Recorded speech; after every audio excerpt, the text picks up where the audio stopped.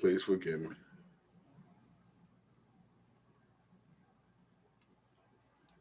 Okay. All right, so we on wax. We on wax. Let's do it. Okay, perfect. So to kind of go back just real quick, because we just hit the red button, you know, if you have questions about getting to information about stocks and how to really break them down and find different things in them, we started talking about dividends and staking. You can go to finviz.com and then hit the screener button and then go to dividend yield and just pick a percentage. I like 9, of course. I would come down to the market cap, try and get the highest one just to see what you're working with and also see the price of the asset. And then, of course, click on it and just find out how they're doing and find out what's the percentage that they give back. It looks like OneMain gives back 13.32%. Like I say, you can't really beat that. That's a really good number. This looks like a really good asset, financials, credit, nice chart, you know, nothing crazy. So in my opinion, if you're looking for money now and money later, dividends when it comes to stocks and staking when it comes to cryptocurrency is the key. Yeah. Is the key. You know, I'm not going to tell you to only buy those particular assets because I wouldn't do that. Definitely buy the ones that, of course, you feel the strongest about, and then try and find a platform that's safe to see if they'll stake them there. And if you can transfer them there, or the platform that you bought them on will allow you to stake, try and stake them. Because if you stake them, like I say, it's just that paycheck, basically. You know, it's the paycheck effect. You know, I know crypto.com they pay out like every 7 days on a contract and drop and give you the coins. I've been sending a little screenshots into the roundtable showing the crypto earn. And I think this week between like all of the contracts, I got maybe like 21 or so thousand coins, free coins, you know. Oh, yeah. And right now, of course, you know, that's not much, but, you know, you start looking at crypto, and this was for Shiba, my Shiba coins. You start looking at 21,000 coins a week, you know, being given times when Shiba's worth a penny. Now, you know, okay, boom. Every month, you know, I'm looking at around about $840, you know, that's not bad, you know, as far as just given to me, you know, and so that's why definitely if anybody has Shiba and you're asking yourself how to make more money with your Shiba, if you're on crypto.com, I would definitely stake it and be looking out for Shiba swap. Also, I heard they're supposed to be having a higher percentage. So, you know, you may get some money on crypto.com right now until Shiba get it together, and then they create the site and everything's running smooth, and then you want to transfer it over there and get a higher percentage. But especially when you have, and I use Shiba as an example because a lot of us have millions of them, you know. So you start doing, crypto.com has the 1 month contract for 1%. It's at least like 8 million is the minimum. So you're talking about 1% on 8 million, of course, is what, 100,000? I mean, 80,000. Boom, that's 80,000 coins. You know, Shiba does its thing and it goes to a penny. Now you're talking about $800. You said Shiba swap. It's a new Yes. one. And how was the American Shiba? How's that one? Because I can't get that on. I haven't invested in that one yet. I'm still trying to get some more information on it. I can't lie. And I'm also right now, when it comes to buying power, I'm fluctuating back and forth between handling my business with bills and still trying to put something in. So right now, I haven't actually really bought anything but some Shiba because the price on it is just amazing. So I haven't bought any American Shiba. Has anybody else got any of the American Shiba yet? Or has any information on it?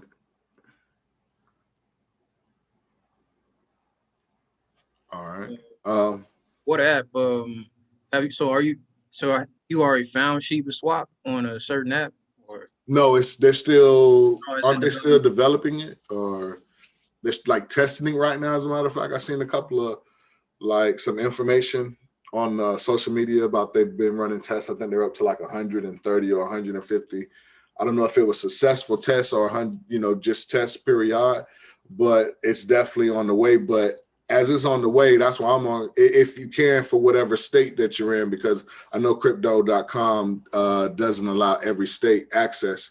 So, uh, what was I going to say? If you're in a nearby state, I'm like that. I'm willing to, if they were tripping in my state of Florida, but they wasn't tripping in Georgia, I would drive to Georgia and go get a phone and have my crypto.com set up and still be twerking straight up. That's me. Other people may say, well, dang, it's in another state. And that's the reason in a couple of years why you're not wealthy, because you just went drive to another state. Okay. No, sorry. Not your boy. Not Mr. Profit. Yeah. Or if you know somebody in one of those states that they do sell a coin and you trust that person, you can get them to purchase it for you and send it out to you. There you go. That's enough. So is there certain coins you found that don't work in certain states? Certain apps don't allow certain regions to trade on their app. Right. Yep.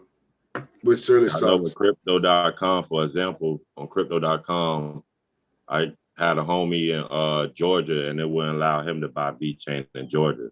So I purchased a VeChain for him on my app down here and just sent it to his wallet. So there's ways you can do it, but if you don't know nobody you can trust and you know wealth is what you chasing, get in that car and make it happen.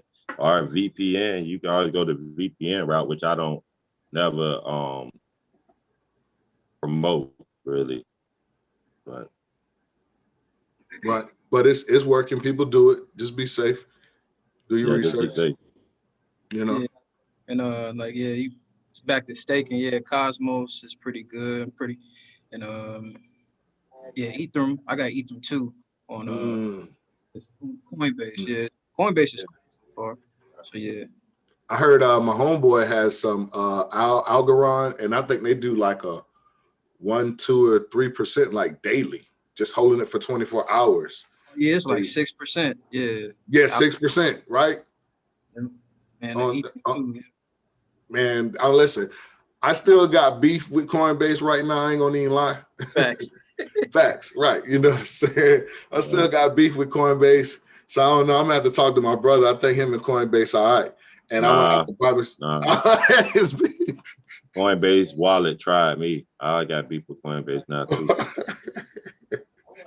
Do we feel safe enough to just put some money over there to stake? Like just yeah, you might be staking it for a lifetime though. Oh Lord. They don't allow you to get it out. I mean, not everybody have the same problems, but right. That's what I'm saying. Like he just experienced these problems before. He didn't have no problems really like that with Coinbase, really, to my knowledge. And I used to always have the problems, you know what I'm saying? So, but the staking is big, everybody. Definitely please do the staking. Like, please do the staking, especially if you got a coin to where you got millions of them. Like, that's going to be big. If Shiba hits $1 in 2-3 years, and now you're still getting those 80,000 coins per month. Come on. You waited 3 years, stayed patient, diamond hands. Shiba's up to $1. Now those 80,000 is looking like something. And of course, before it hit $1, that 50 cent was looking real sweet. You know what I'm saying? That 50 cent on 80,000 coins was looking real sweet. That's 40 G's. You know what I'm saying? So you wasn't definitely tripping on that. And of course, we can go down even further. So the whole point is, if you see it, it's the same thing with it. Just be patient. Or if you have the money, continue to compound into your investment. that is giving you a good number on staking, and that's a cryptocurrency that you feel safe with, also with the utility to hold it on to a long time, in my opinion. You know, I don't know, what does everybody else think? Is any questions on that, or any comments, or is anybody else staking anything on any other platforms? Besides most of that, Cosmos and I forget the name of it, but TEZOS. Oh, Tezos? Tezos. It's about like almost 5%. So yeah, that's pretty much it. Ethereum, yeah, Cosmos, yeah. Yeah, you can't beat that. You can't beat that. Like, you can't beat that. Like, and is that daily, or is that a weekly contract? How does that work? I think it is daily. Those are, like, to my opinion, those are like the best ones. Just hold it there for a day. You know, just hold it there for a day. So It says AP it says APY. So yeah, I think. okay. Nah, man. Nah, definitely, like, you can't go wrong with that. That's to help the family to realize that was set up that way, to not have to ever, like, it's like the equivalent. Think about it. It's like holding $1 million into the bank, and the percentage of that is going to be at least like 20. You know what I'm saying? The interest on it that they'll pay you is like 20,000 or 25,000. Just throwing a number out there. The average person can live off that. You know, it's because they're incentivizing you not to spend your money. You know, so it's the same thing. It's the same thing. Please take advantage of it. Like I say, majority of us have our cryptos on these wallets anyway, so you might as well be getting paid while you're getting paid. You know, straight up. So I just wanted to harp on that. Y'all forgive me, man. I really know that I found out that there was a couple of people not doing it, and it's just because of lack of information, not because it wasn't a good idea. Just really hadn't known more about it and how to do it or whatnot. So I definitely want to make sure that this is not the best kept secret. I want everybody to know about staking when it comes to the cryptocurrency environment or ecosystem, as they would say, and also know about dividends when it comes to your stocks and investing in shares. If you're doing either one of those, one of those ways, either one it's just beautiful when you're in that space. So I definitely want to talk about that. Brother, did you have something that you want to talk about?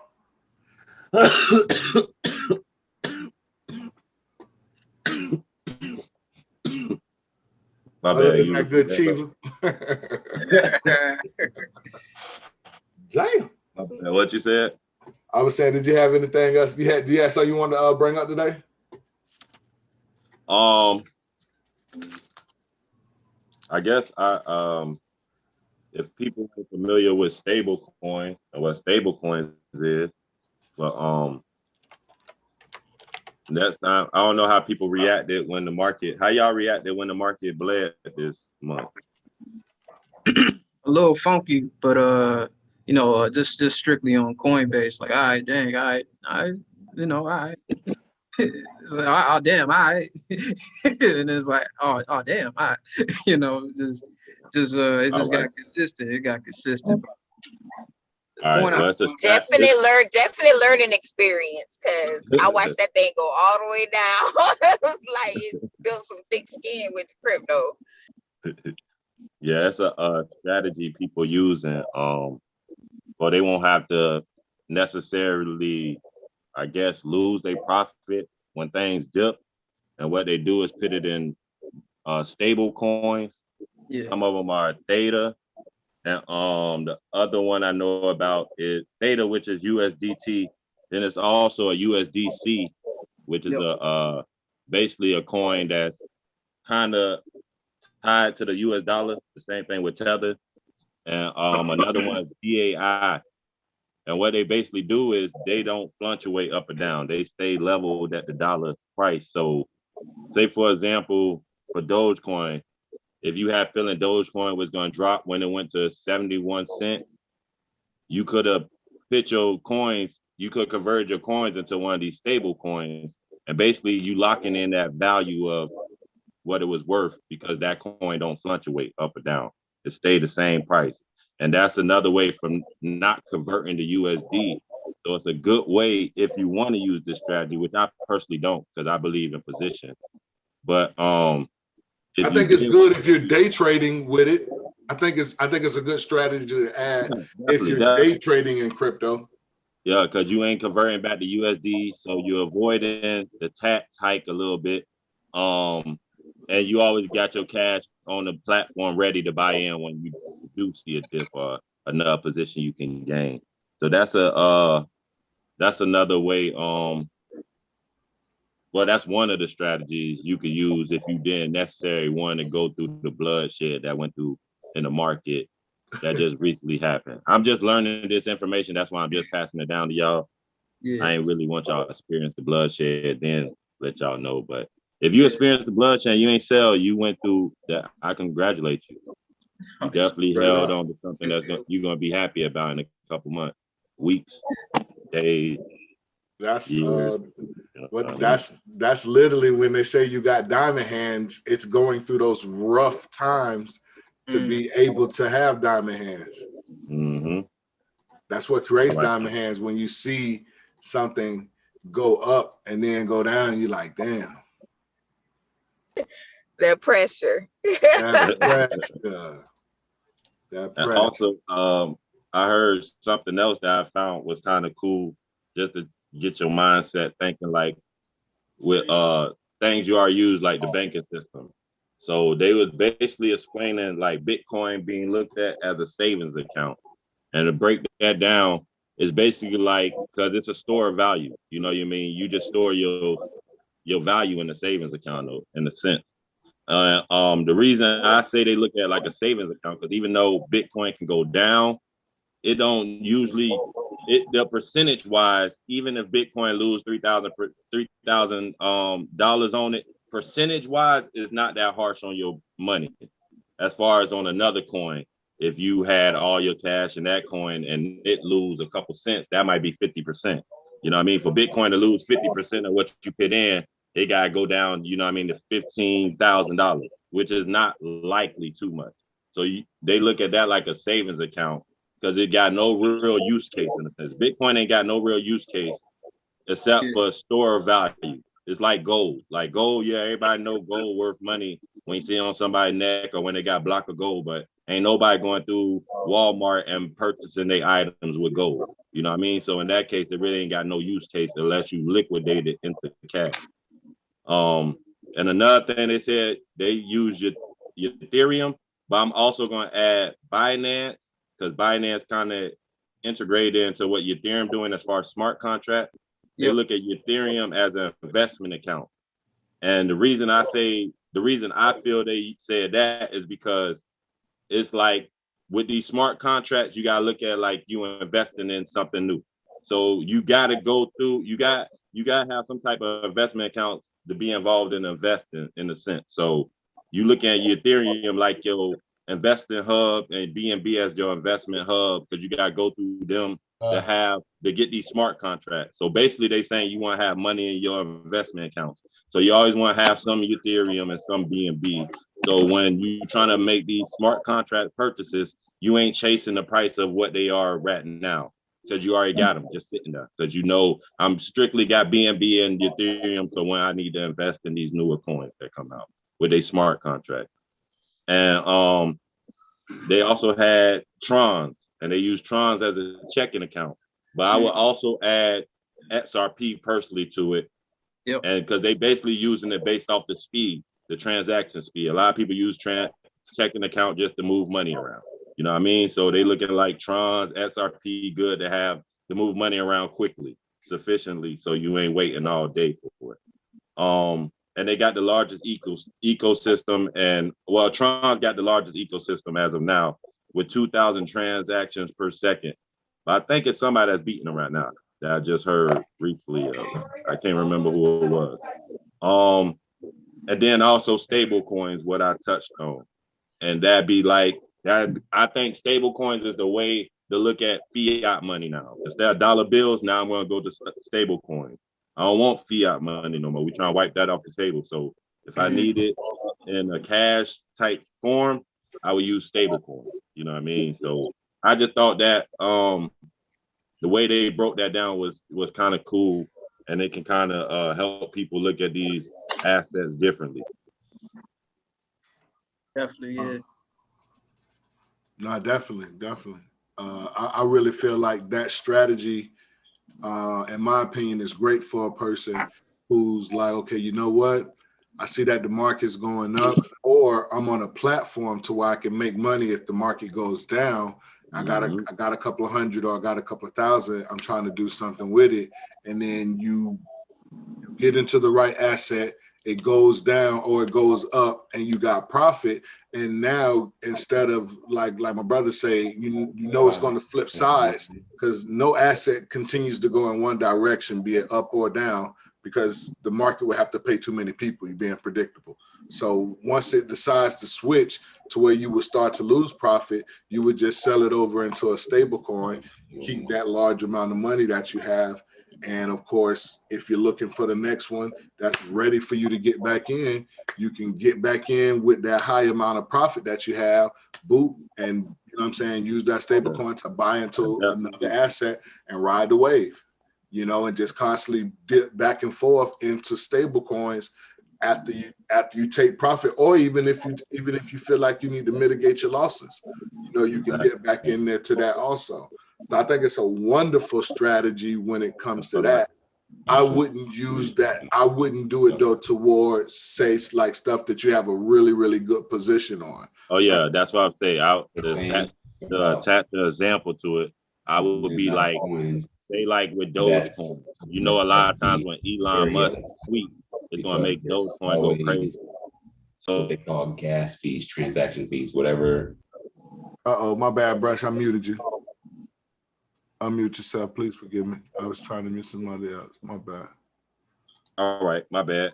No, just to attach a type of example to it, I say like, for example, say Dogecoin. A lot of people know when Elon Musk tweet, Dogecoin go crazy, and then usually retrace crazy too, because it's basically movement based off hype. And once the hype gone, the movement gone. You know what I mean? So if you was in one of them situations, say Dogecoin was at 35 cents, and you seen Elon Musk tweet, and you like, oh, this is an opportunity to make money. You could possibly put some cash in, let it run up, and when you see it's about to pull back, or I think it's gonna pull back, convert to a stable coin. You know what I mean? Now you just probably made a good $50, $100, how much, depending on how much money you put in. But that way you still can grab that opportunity to make money if that's what you own, if that's the direction you're trying to go into. But it's definitely good ways. I just wanted to attach an example to what you was touching on. Right. Because a lot of times there are tools out there and there's things for us, but if we find out the way that they can be maximized, then we can, you know what I'm saying, get the most out of them. Using just because, say, an asset that you've been in for the last year or 2 years, if you've been for over a year or so, 6 months or so, in my opinion, I wouldn't do a stable coin, because you probably have a really, really good position. Yeah, definitely. Don't drop your position for a stable coin. Right. You know, now, unless when you got in 6 months ago or so, this was your exit strategy to get out, then yes, that's your plan. Stick to your plan, you know, unless there's something really, really that changes your plan, you know. Yeah. But and just stable coins. Go ahead. Stable coins a good way to, if that's your plan, exit out on your plan, fit in stable coins and re-advise your plan if you got to. But now you know you ain't worrying about losing profit. You know what I mean? And if converting to fiat money wasn't your ultimate plan, you ain't do that neither. So you ain't worrying about taxes at that moment. You can sit there, focus, and maybe you just want to cash out some of it. You know what I mean? But it's ways to definitely have your cash sitting there without converting to fiat money and not having to worry about a loss of profit. And that's what stable coins are. Just for everybody to definitely know about that. Definitely. Anybody else have any questions about those? Anything to add? I'd say if you want to take profit, I would say take profit as the asset is going up and not going down. But then you reacting off emotions then. I would rather you take profit while asset going up than rather it's going down. Right. And then, of course, to maximize the amount of profit, as we always try and highlight, please sign up for tradingview.com. It's free. Yeah. It's free, and spend 15 minutes a day, 30 minutes a day. I know you got it. Even if it's on your phone, they have the apps. If you don't understand charts, no matter if you win, lose, or draw, you betting blind. You invest in blind. You're doing blind investments. If you don't at least look at charts and kind of understand the charts, if you just never look at a chart and you just go based off what you hear in a round table or from your homeboy or from Elon or even what you just read, even just what you read, you know what I'm saying? What you read, you invest in blind. You want to be able to look at the charts and you definitely want to understand them. But just looking at something after a while, you start understanding things. You know what I mean? So definitely take 15 minutes, 20 minutes, 30 minutes to look at these charts. Matter of fact, any asset that you're looking at to invest into, you might want to look at the charts before that anyway. Just to see where it's at, to see if you're getting in at the top. And you understand that because, hey, you don't know if it's going to come back down, and you at least understand that. Like I've gotten in on the top on a couple of different things and I watch charts, but it's one of those things. Sometimes you can't predict the market and know when it's going to come back down. It can jump into a whole nother zone while you're sitting there waiting for it to come back down. So even though you even read charts, you still sometimes have to, you just got to, not to say it blindly or into something, but you got to get in the game. You definitely got to get in the game. But that's why I was putting the stuff in the round table, those pictures of the charts, just to kind of help people kind of understand it just real easily. And just use our common sense to I given this green line, meaning green going up. And as you see it rise the bottom of these candlesticks and rise this candle area right here, these lows, is this asset still on an uptrend overall? Yes. Right now, is it currently on the downtrend? Yes. And why is it on the downtrend? Because this is the last high. Until we start breaking past this high, it doesn't matter how much it goes up, like here, comes down a little bit, goes back up right here, comes down a little bit, goes right back up down here. But come down a little bit, it's still on this current downtrend, but it's on an overall uptrend. If everybody kind of understands that, just to give you a real simple understanding of when you look at an asset. And I'm looking on a daily chart. In my opinion, you would always want to start out with a monthly, break down to a weekly. And if you're doing long-term investments, I would sometimes mostly look at a daily chart so you can see overall what's going on. So, I just want to make sure we understand that. Let's see.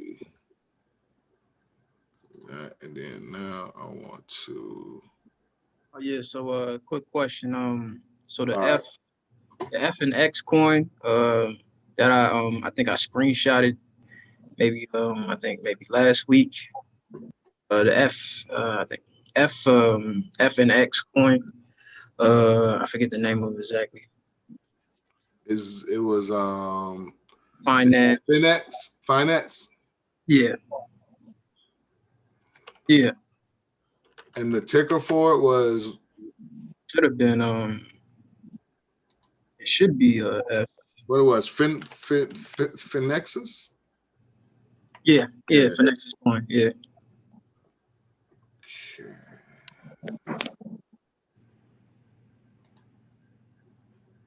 Let me see. Let me go to. This was like a platform for options. Yes. Okay. Yeah. Finex options make it easy to buy and exercise Bitcoin, Ethereum, Chainlink, SNX, and Maker options in a secure and decentralized way on Ethereum and OneChain. Earning with Finex's options is even easier. Simply contribute liquidity to begin earning and boost your earnings up to 360 times with our new mining mechanism. Okay. Yeah, when you had brought this to me like earlier this week or something, was talking about it. I did, as I was looking at it, it was indicating that it was basically a platform that does when it, like, this is like similar to like stocks when you do contracts, option contracts. They got basically option contracts for crypto, meaning you can bet up or down. You know, you can bet that a crypto is going down in price, or you could bet that a crypto is going up in price. So anybody that is, you know, a trader in the building, I haven't been on this platform, but the brother did bring this up to me, and I was looking at it earlier. So with the website, you can actually you can do trade options with the website. Right. Well, that's what it's saying. I haven't done. Oh yeah, it's saying right here. Let me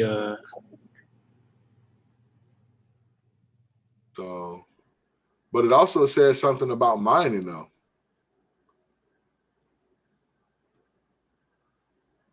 See, I got to understand all this. I'm seeing some real high numbers. yeah, it was at like 400% or something. I think when I screenshot, it might have been at 200 when I screenshot it, but it got 400% for what? It maxed out probably around 400%.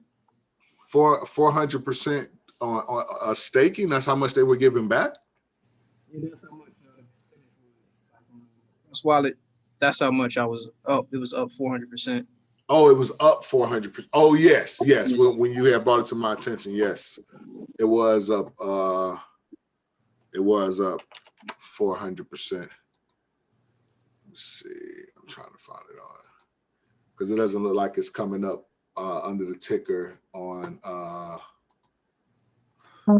crypto.com to be able to see it. Nah, it's not coming up. So, but whatchamacallit had somewhat of a decent little chart for it. This ain't bad. And that's why I say, hey, everybody, you know, get that training view chart, because other platforms that show charts use training views charts. You know what I'm saying? It's like, you know, it's a really good chart. So, and like I said, just spend a little time. For some reason, not loading, but I see what you're talking about right here. This was that 400% up here, huh, brother? Oh, yeah, man. Yeah, it was jumping like Jordan, man. Yeah, it was. Yeah, it was. Let's see what it's been doing today. So it looked like it worked its way up, but it looked like it could be working its way to go back up again now. Yeah, and I heard I think Bitcoin, it was up at like 30% last year. So it going back down again, it kind of makes sense. It's like I guess it's like a pattern. So right, and now this could be a really good investment to where, okay, like, you know what, I may not do the day trading, but I know that the day trading is going to be big when it comes to crypto. And the more people that get on there and use that site and buy contracts, the more this particular token is going to go up in price. So 42 cents, that's not bad. I mean, $42 will at least get me 100 of them, you know. And this, like I say, this is a platform. So it's not just a cryptocurrency, it has a lot more utility because it's a token, you know. Definitely keep that in mind, you know. So but yeah, I definitely like this one right here, brother. I definitely appreciate, you know, and I love that number right there, 4278, you know. But I definitely really like this one just on first glance of it. Definitely do a little bit more research to find out what's going on. But I definitely like this one. I definitely appreciate you bringing this one. Did you have any other information to add to this? Nah. I just been looking to it and just trying to wait on a good spike. You know, the next rise, pretty much. Okay. All right. That's what's up. Did anybody else have any other questions on this particular coin right here, or this particular, and the platform, or, you know, any new information, you know?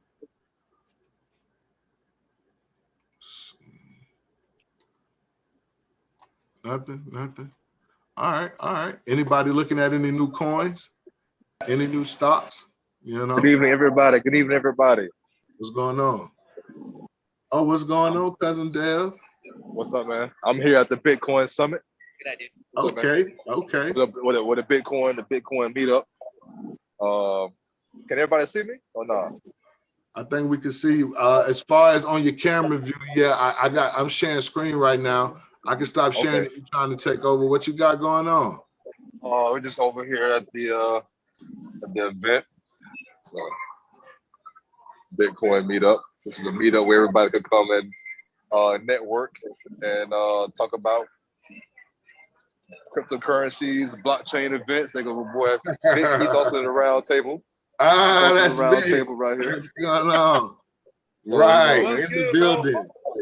He says, I'm going straight to the horse's mouth to get the info. Building a third layer transaction, the world's first third layer transaction blockchain. But we got an African dude who's building the first third layer blockchain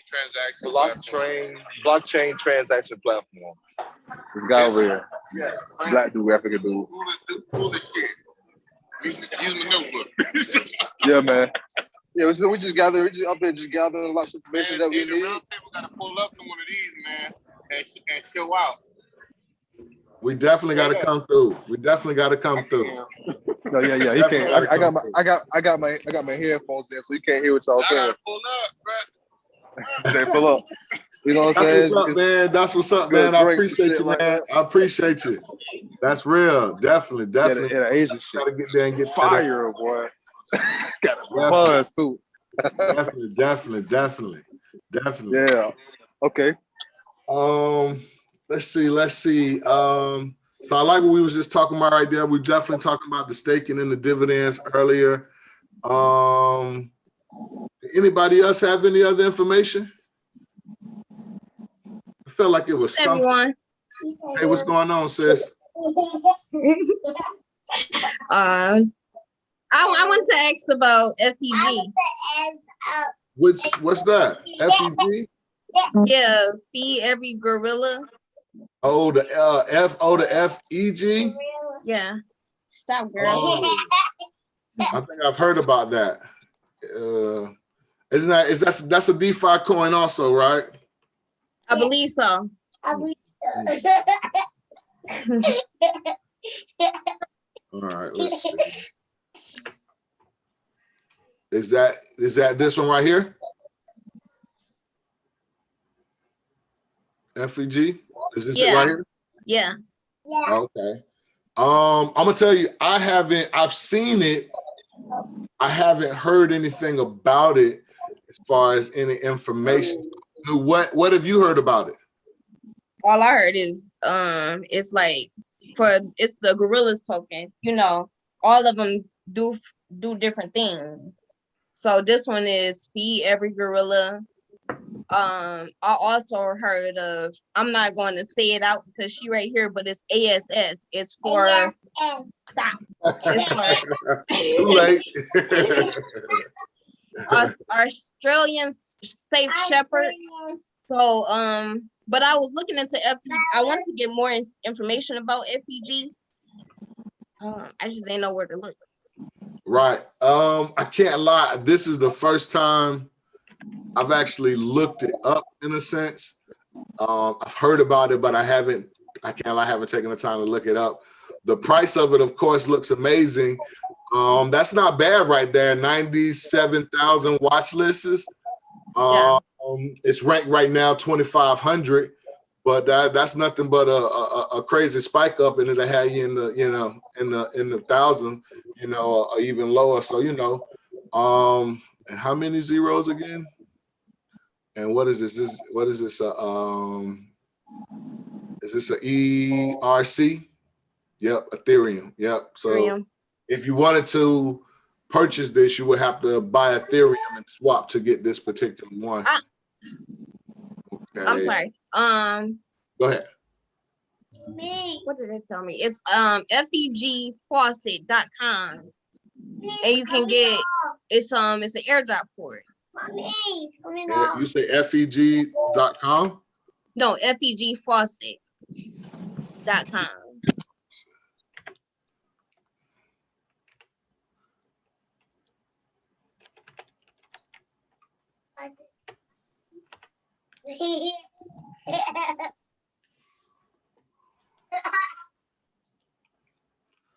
Okay. And what is the gorilla? I mean, I guess I'm new. What's the gorilla? What's the feed? What's the gorilla? Like the gorilla is just like, it's like the Doge is just a dog. Like, you know what I'm saying? Like, I don't know. I'm just asking. That's what I was asking. Okay. So if we go to this particular site, though, we're supposed to be able to airdrop for airdrop? Yeah. Okay. For free ones. For free. But like I said, it's FEG. Just I'm supposing this to help feed the gorillas because FEG is feed every gorilla. So is this like the real gorillas in the wild or something, or are they just using the word gorillas? I don't know. I'm just trying to. Let me see. All right, so let's see. The main idea behind FEG is to provide a centralized transaction network which operates on the Ethereum blockchain. The path forward for FEG is determined by market fluctuation, but the model it runs on begs FEG to succeed. FEG is deflationary. FEG is a deflationary token with a max circulating supply of 100 quadrillion. On each transaction, a tax of 1% will be distributed to the holders, and a further 1% will be burned, hence incentivizing holders to hodl and decreasing the supply over time.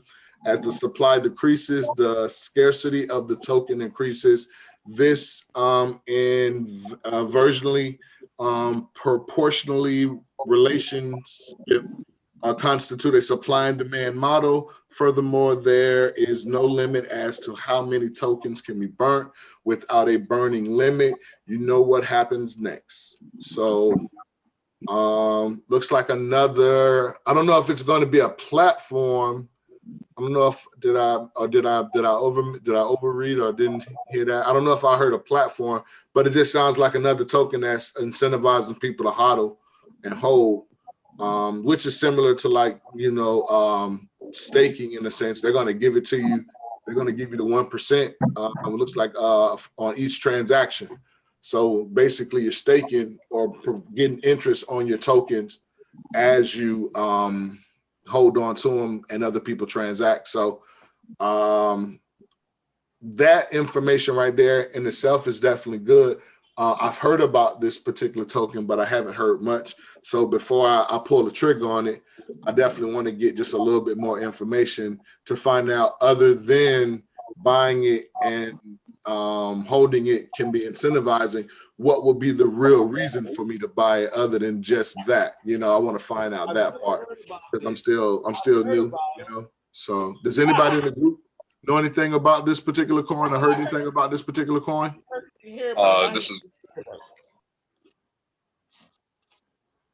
I've never heard of FEG. Right.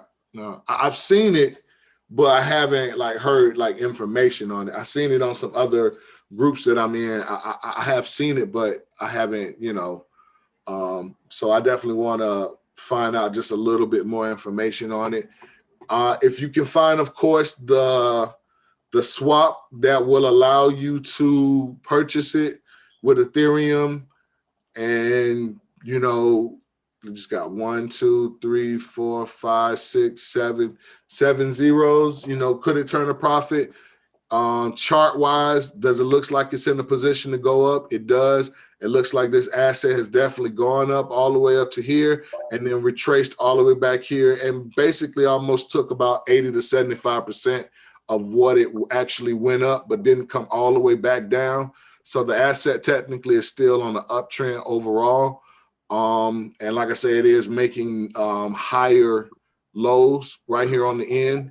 So just based upon the chart, it definitely looks like it's on its way.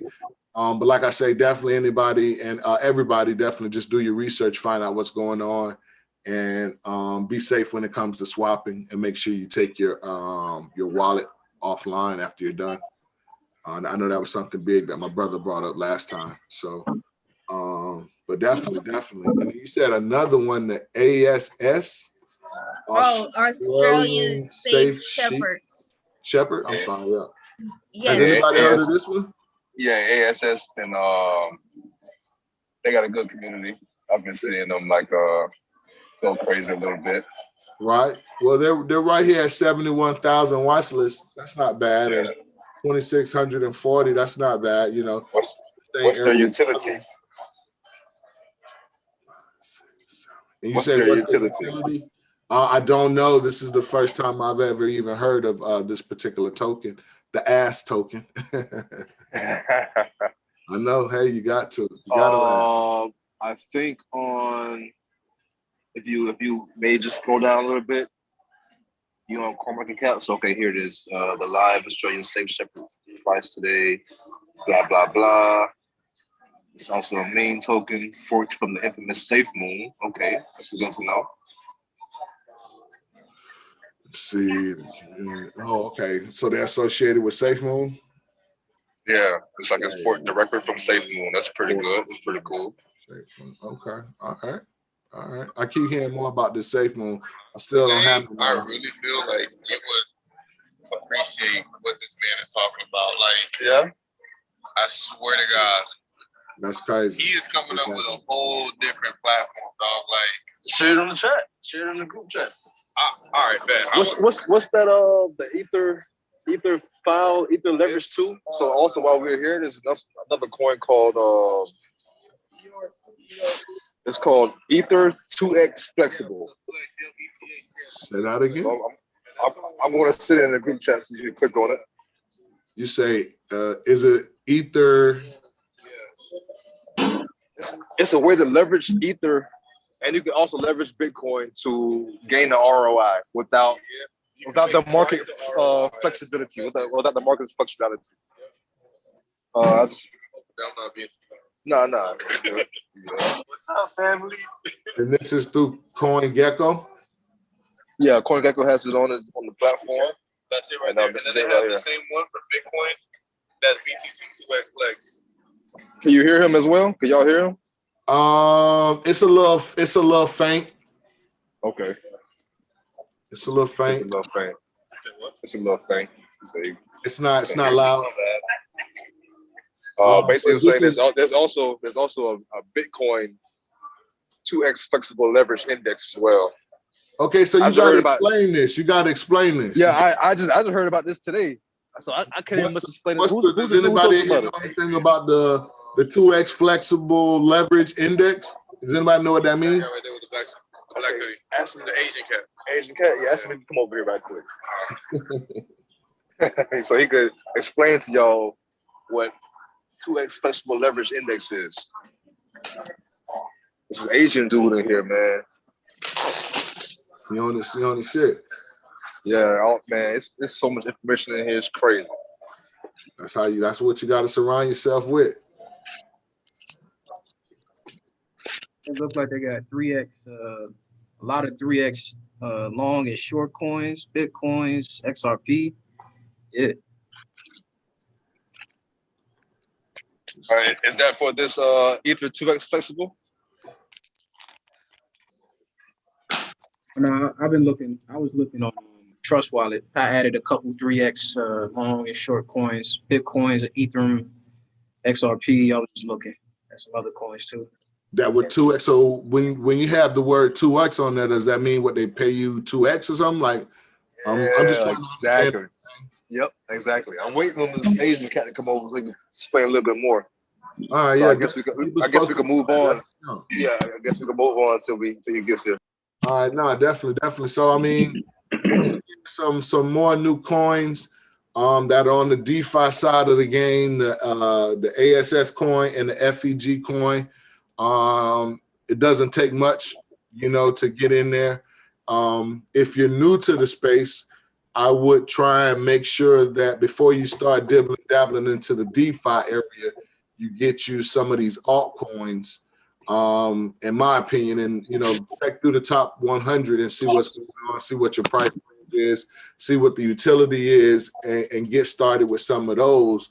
And then once you get a nice position in some of those, then some of these other ones that we've just talked about, the FEG and the ASS, definitely, you know, now get into that, you know, dibble and dabble into that swap life where you got to swap Ethereum or Binance, a smart contract for these DeFis, you know, just so you can really make sure you, you know, you're getting your footing in the crypto eco space on some really good solid investments,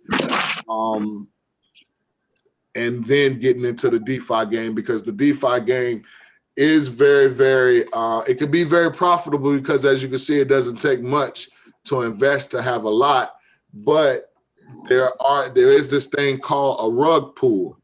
And not to say that this particular one is, or any other one that we talked about is, but just the whole concept of a rug pull is to where you're getting in something and you put your money in an asset that's really cheap, and it's, you know, it's like, okay, all it needs to do is a penny or whatever, and boom, you're in the game. But sometimes, you know, some of these coins, because anybody can make a coin. Should we just find out today we got a relative that make coins? So, you know, we like, you know what I'm saying? Anybody can make coins. So it says a rug pull is a malicious maneuver in the cryptocurrency industry where crypto developers abandon the project and run away with investors' funds. Rug pools thrive on DEXs because these types of exchanges allow users to list tokens for free and without audit, unlike in centralized cryptocurrency exchanges. So that's big also. I didn't really know that it was not only free to just be on these particular exchanges, but also there's no form of audit going on when it comes to anybody that creates a coin on these particular DEX exchanges, to really see what's going on in the books. And, you know, everybody, you know, when the cryptocurrency space came out, everybody was like, oh yeah, we don't want the man involved with money in our transactions. Everybody says that until you have a bad transaction, and now you need to call the man to get this transaction straight. You know what I'm saying? Unless you're trying to handle all your situations streetwise. You know what I'm saying? So we say that till we really get a bad transaction and we need the man. So, you know what I'm saying? It's one of those things to where, you know, definitely do your research on the DeFis. There's definitely some good ones out there. We did find one that we think is pretty good. There's going to be some other good ones out there also. But there's also some ones out there that are unfortunately being abandoned, as like the dude is saying. Or this paragraph is saying by the developers. So that's real good information on both ends of the coin, you know. Anybody have any comments or questions about what we were just talking about? Like, what's the best way to catch that? Like, what's some things that you can, I mean, through your research, what's some things that you can like pinpoint that identifies it as a rug pull? Like, is there something that you should like be on lookout? Because I was looking up some stuff and it was saying like, make sure that it's a lock on this, like on your URL, make sure it's a lock, so you know it's a secure website or whatever you're using is secure. But like, what's some like immediate like signs that you can see that will tell you to be careful? A good sign to see if a coin a rug pull, if the developers hold a majority or percentage of the coin, it could be high. It's a good possibility it could be a rug pull. Because basically, it's just indicating somebody could just sell the coins and you just stuck. You lost. Because if the developers hold 80% of the coins, you might not want to get in that situation. Just like even with Shiba, it was a tough situation to get in because the developers held like 50%. Well, the VB, the Vladimir Bruton dude, the Ethereum, the guy who created Ethereum, he held over 50% of the coin. So people were fearing him doing a rug pull, because if you own 50% of the asset, you control what to do at the end of the day. You know what I mean? So that's a good way. Look on these BC scans. sites and stuff, you can see the wallet addresses. And if you see that it's wallets that hold the majority of the coins, you might want to, you know what I mean? That light bulb might want to go off like, oh, this could be a rug pull. They could just be waiting for us to beef up their position and they jump out. Right. So you look at the blockchain, and then so like, can we look at the LOF blockchain? I'm just curious. I could really look it up if we don't want to, but I'm just curious who owns most of that stock, because Yeah, if you go to like BC scan a good one, bro.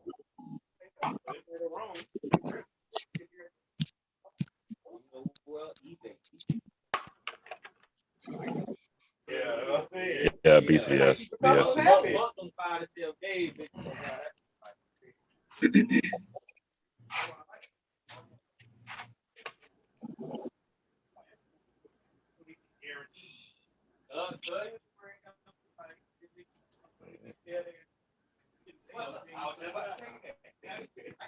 Am I on the right one? Yeah. Go down, see, you show the wallet address. Now go to let me holders. Holders. That first wallet is always the burn address. If you see a wallet with X and then a whole bunch of zeros, that's the burn address. Okay. So 32% of that coin already been burned. And then you see Pancake Swap is a big holder. And the other two addresses, those probably click on the little icon next to it. Right here? Yeah. Oh, that's a contract. I'm trying to see click right here? which one that is. Nah, you hovered over there. I just wanted to read what it said. Official site.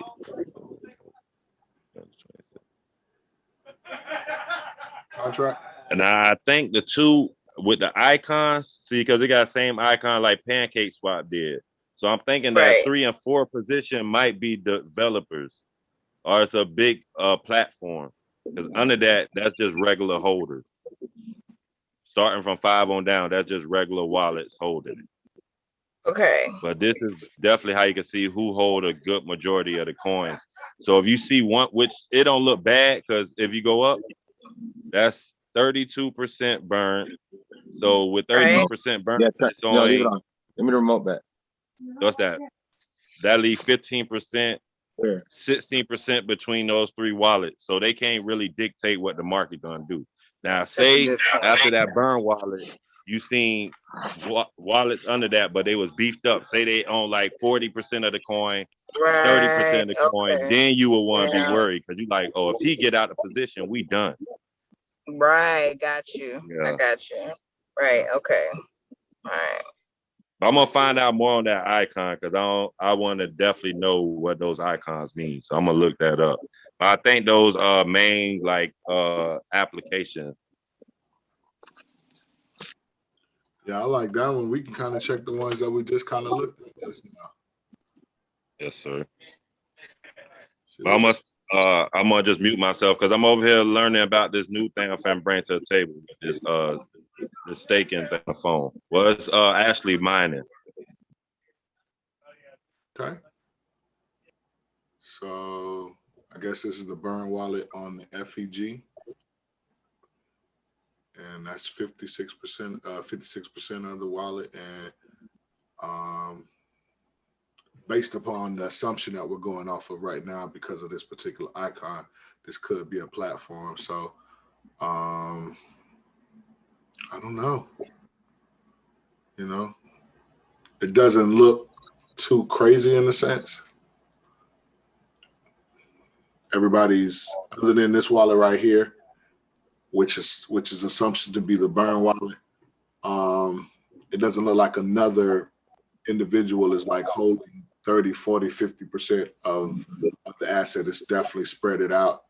This person right here does whatever this particular entity is right here does own 7% of it. But other than that, it's really spread out, and majority of it's in the burn. So that could be good information.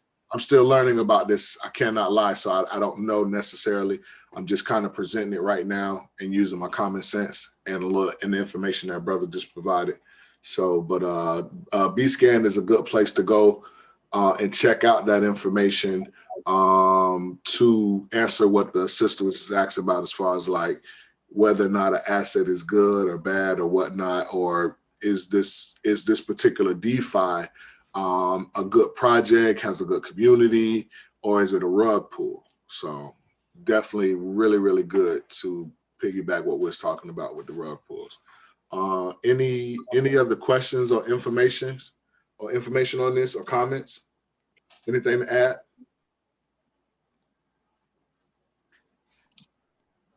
Okay. Anything new? Any other new information out there? Nothing new? I know it's something new out there. I know it's something new out there. I know it's something new out there. Nigga, are you the demonic one? I know it's something new.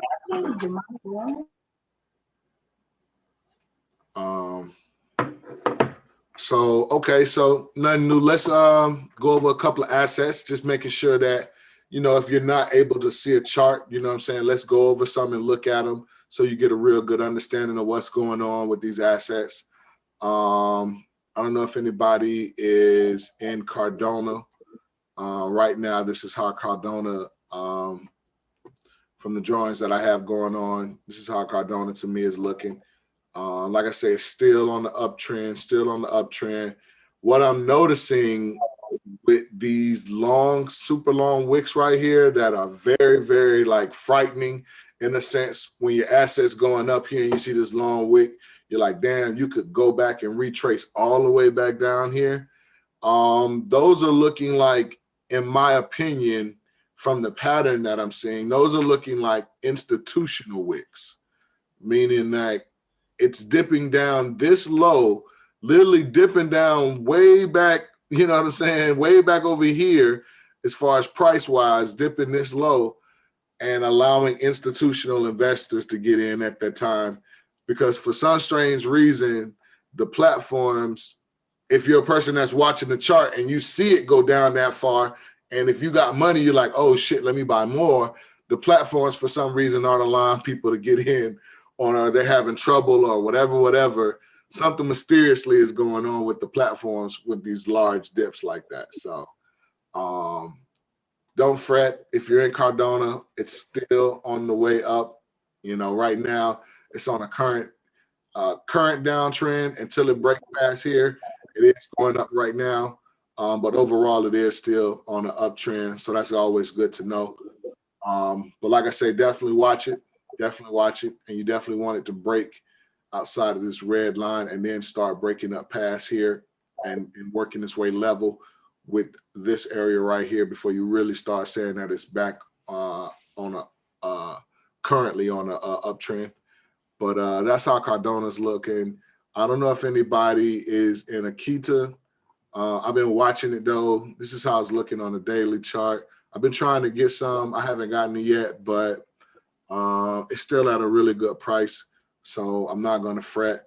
And I know from the naked eye, it kind of looks like it just went all the way back. It just went up to come all the way right back down. Sort of kind of, if you stretch it out though, then you can really see that, okay, yeah, they're not on the same line. It is still on the uptrend. So if I am invested in this, I did get a little scared earlier. I'm going to watch it because it can still, if it wants to, go past here. I don't think it will, but it can still, of course. Nobody can predict the market. But just keep that in mind, that it is still on the uptrend and could be in a really good position to start going up. So for any of those day traders out there, you know, if you want to swing trade for a week or two or so, 3 weeks, let it really develop, may swing back up, you know, do your research. But so just keep that in mind. So that's what Akita is looking like. I don't know if we have anybody in the investing in Algorand. I don't know if I'm pronouncing that right, but it's ticker ALGO. Same thing, you know, came down, but, you know, overall still showing that it's on the uptrend which that's what we really want to see, of course, if we're long-term investing. And this is one of those ones that has really good staking numbers on crypto, on Coinbase, if you ain't got beef with Coinbase like your boy. So, but this is what it's looking like right now. So just keep in mind, maybe a good time to buy. Like I say, do your research. May not come back down this low, may not. Let's see. I think it's Atomic or Atom. Same thing. Kind of a little bit of a different pattern. As you can see, it just kind of jumped up. Not necessarily traded sideways up here, but just kind of stayed up here and then came right and fell right back down. And that's because in between this area right here, you didn't have any buyers and sellers. So it had to later on in the chart come down here and start trading and have buyers and sellers in here. So there would be an actual support and resistance area in between this particular price point from here to here. Sometimes, you have an asset to where it'll jump up like this, start and trade right here, and then jump up again, and it may never come back down to fill that in. Sometimes that does happen, but I don't want to tell people to always look for that to happen versus look for, hey, listen, you see how it's done jumped up right here? It's a really good chance that it can jump back down. If it's a good asset, it's not going to jump 100% back down and be lining up directly with where its last low is. It's not going to do that. It will still create a higher low, but just understand that can definitely happen, and just keep that in mind. But so this is what Atomic is looking like. I don't know if anybody's invested in that one. Binance token definitely came down 355. It's really just calling my name. That thing was at 650. So, but it's doing, different kind of pattern, but overall the same thing, coming down from its high, hitting a low, but not coming down all the way. And like I was saying earlier, you start seeing the asset go straight up and just get vertical, there's a real good chance that it's going to vertically come back down. Is it going to take a whole 100% of what it started? No, but it will sometimes take a good 80 to 90%, 75%, just depending on the asset and the other price points and other areas where it was tough at, and it wasn't just going to come down. But this area right here, unfortunately, didn't have any buyers and sellers other than right here. So it needed to fill in a little bit more. So that's why it didn't stay above here. It had to come back down here. So, just keep that in mind. And I like to always talk about the wicks, and I just want everybody to have a really good understanding of how the wicks work, as far as telling you where the asset is going to go in the future. And wicks, it works like that for the top and the bottom. Just always keep that in mind. You got wicks on the top. That means that a candle body has to fill in with that area. So this candle body right here filled in all the way from here to here. This candle body right here filled in this last little tip from here to here. And as you can see, there was a wick right here and the candle body, so it filled in from here to here. And then, of course, this candle body itself created a wick on top. And that's been the highest one. And what it's been doing since then is filling in all these bottom wicks. This is a bottom wick. It had to get filled in. All these bottom wicks had to get filled in with this red candle body right here.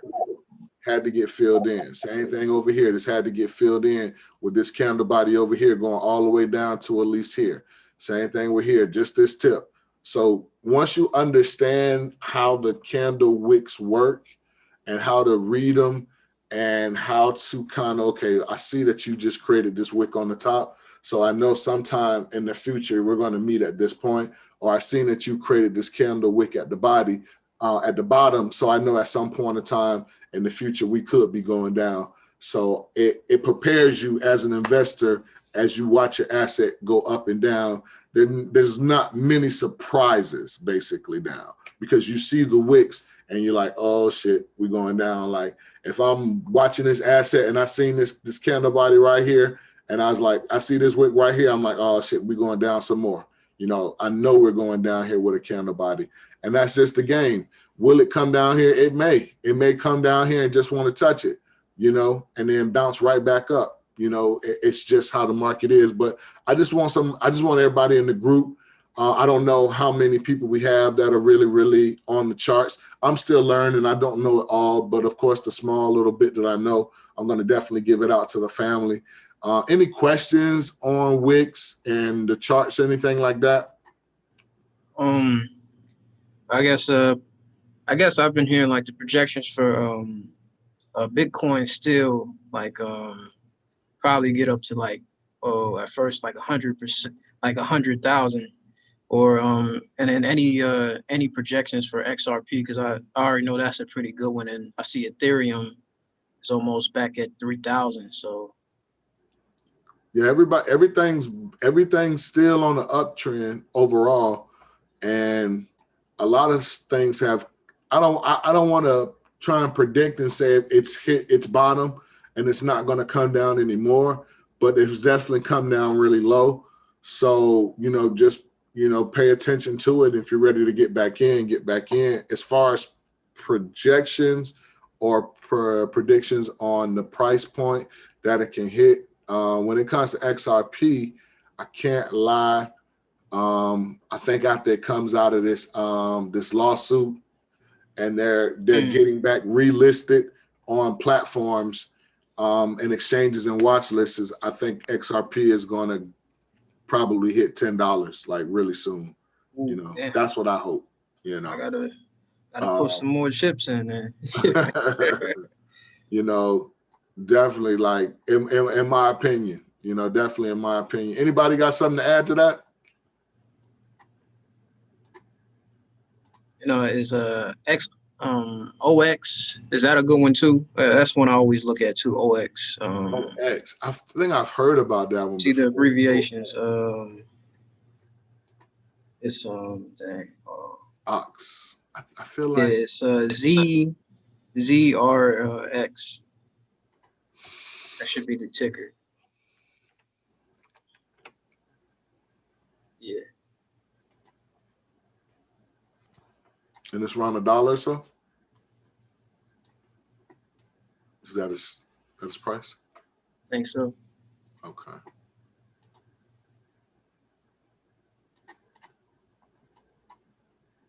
Yeah, it was one point I thought that one was XRP because it looked kind of similar. I didn't know no better. Listen, they got those copycats out there. They got them out there. Yeah, this is it's definitely shaping up to do a nice little in my opinion, it looks like it's gonna bounce back up and hit this area again. And after hitting this area again, it's gonna at some point in time, it's gonna shoot up. Where at over here, I can't tell you, but it's definitely gonna shoot up. Gotcha. It's definitely gonna shoot up. And if just to kind of, anybody who may be asking, well, what are these triangles? This is an ascending triangle right here, meaning that it's working its way up to a price point, working its way down, working its way up again to a price point, which, like I said, it worked this way up right here. Even with this wick, it worked this way up there, came down, worked this way up again right here, tested it again, came down, came close to testing it again, really, really came down. Let's say, hey, let's shake some people out of position. Let's get them really, really scared. And like I say, in my opinion, I think it's working its way back up, and it may want to touch again. And then after touching, it may, like I say, create the side of the pole, the side of the ascending triangle, and it may want to pop up to here. Let's see. I'll really find out. Yep. Isn't that really coincidental that my line has really come really, really close to this R4 for the pivots indicator? So that's definitely, like I say, if you're on your charts, you're getting some chart time in every day, definitely spend some time on the ascending triangles and the descending triangles. Just understanding that an asset is going to work its way up to a point, work down, work its way up to a point, work down, work again, going to keep doing it. And as you see the lows getting higher and higher, but you're seeing that there's a price that's just really, really tough, that at every time the buyers buy it up to this price, the sellers sell it all the way back down here. The buyers buy it up to here, the sellers sell it right back down. So if you're seeing that in an asset, you know, like this, and it's not going to be drawn in a sense completely like this to where it's just so simple to just point it out. You just got to pay attention to price points and areas hitting certain areas, you know, like this wick hitting this area, that counts. You know, these particular candles right here hitting this area, that counts. You know, coming back down and coming right back up to this particular area right here, that counts. You know, and then on the bottom, do we still have higher lows? Yes, this is a low over here, and this is a low right here, and this low is higher. So, you know, it's kind of, in my opinion, setting up an ascending triangle to at some point in time bust out of there. And I want everybody to learn that, because you'll see as the more you watch charts that a lot of assets overall are doing ascending triangles before they bust out, like a lot of them. Like where's like it just is what it is, you know. I don't know, like is that the algorithm's favorite way of overall showing that an asset is about to bust? But a lot of assets really, really show like that ascending triangle, and then afterwards bust out, and also a descending triangle. And a descending triangle is the same thing, just coming, boom, boom, and you showing a price point that is reaching a couple of times, it's reaching a couple of times, and then it's getting to that particular area, and then it's dropping down. We got this price point right here, coming up, right here again, dropping down. I know you're like, well, you know, let me see it. Okay. All right. So it's the same thing. It's just a reversal, you know, coming down, coming back up, going down at this particular area. The buyer saying, no, we're just trying to hold tight right here. So they're pushing it up. The sellers and saying, nope, we're going to sell it back down. And you're creating these lower highs right here. And the buyers are just staying at one price, and they're holding firm at this price. What's going to eventually happen based upon patterns in history, the descending triangle and the sellers are going to break through this particular price point, and it's going to drop some more. And as you pay attention to the charts, you'll see that, like I say, price point, work up, price point, drop down. See? So it doesn't always do it 3 and 4 times, 5 times. It may only do it 2 times, 3 times, and it may drop. But I want everybody to kind of understand that, who hasn't really seen it or hasn't necessarily understood that part of the charts, but maybe they've been looking at the charts. Definitely, like I say, get some time on spending on descending triangles and ascending triangles. That'll really, really boost up your chart game, and it'll make this space and the time that you spend looking at your assets a lot more interesting, because you'll be able to see things as they develop. You know, any questions on that? I guess my next question would be, I guess StormX, and I noticed because I noticed StormX and a Voyager token is pretty much like the top trending ones on Voyager. If anybody else got that app. And you say Voyager, and what's the other one? StormX. Because I think we tried to look those up last time on here on crypto.com. I mean, on trainingview.com, and I don't think there's a chart for it yet. But yeah, I think Voyager don't have a chart. It's like strictly on Voyager. Right. But StormX isn't doing bad. 62 on the watch list, a price of $2. And this is a platform to where people actually buy things and get crypto back, right? Yep. Right. Yes, they got an actual website and all. We talked about this before, but if anybody new, StormX is a platform to where you can earn cryptocurrency by just doing what you normally do is shop. So that's kind of like, you know, doing the whole cash back thing, which of course is smart.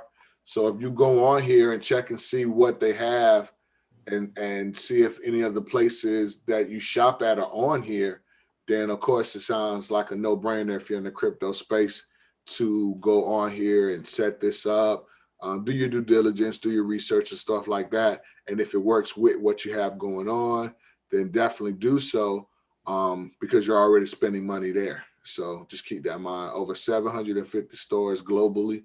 So that's really big. So definitely, like I said, if you're spending money, which all of us are, we're spending money, I would definitely try and, you know, get some information on StormX. So now you can get some of your money back and get it in crypto. And like, yeah, people, you know, people shop at Adidas. I just looked at it. It said 11% crypto back, you know. So, and then for the people that does it and is waiting for their crypto cash back. So I actually did a transaction like around March 22nd, and the transaction or the crypto cash back is going to kick in June 20th. So it's a little wait time, Right. but I think it might depends on how much you put in or what exactly you purchase. Yeah. Okay. Yeah, definitely. Like I say, I'm gonna get that together. So please forgive me, family, because I haven't. But I want to add this one to the list. I just want to add all the different ways. There's probably between staking, mining, crypto back by purchasing things. What else? There's options, the option contracts now with crypto. What else?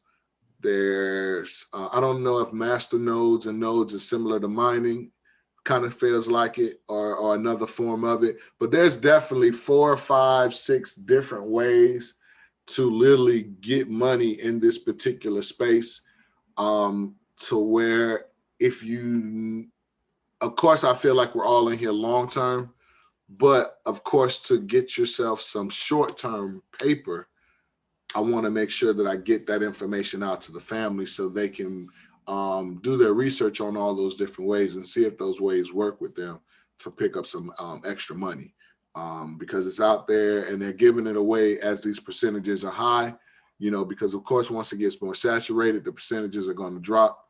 So just, you know, we want to take advantage as much as possible. But I definitely like this one always, brother. Every time you bring it up, I like this one. Definitely. Any questions? Any comments? Anything to add?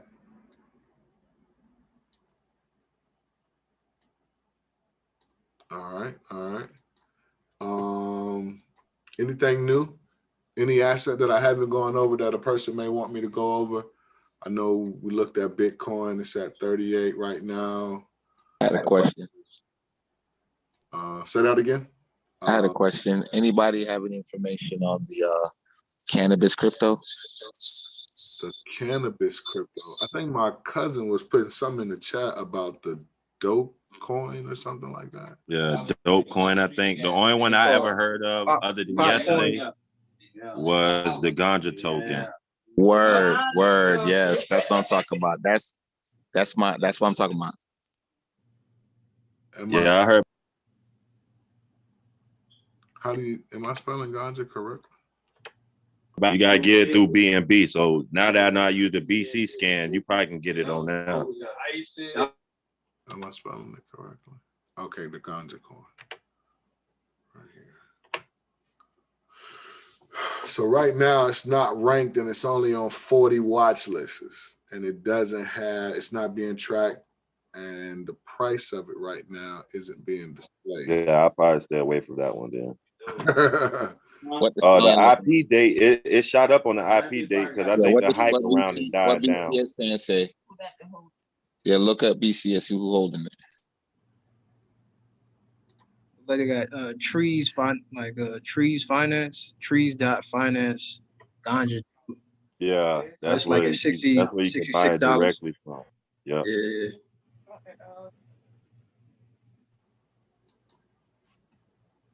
See, yeah, so if they $66, they went down because they had went up to like $200 a piece, I think, on IP day.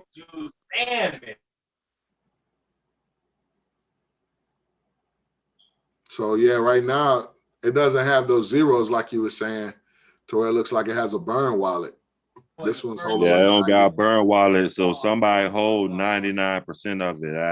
That'd be scary. Yeah. So that's And a that's good not example to see, Pancake Swap. right, of what Pancake to be Swap able to holds do. less than the main wallet. Right. Right. So no. So yeah, Not that for could me. possibly be Not for because me. a normal person ain't buying 99% of a coin. Right. Who you gonna? The way investing works, other people unfortunately The site, put their money in. because I know you can buy it directly from the site, so that could be the site wallet.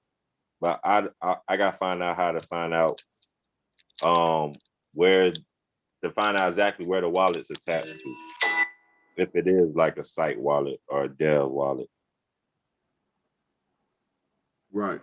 Because I No, know definitely. Pancake Swap and all the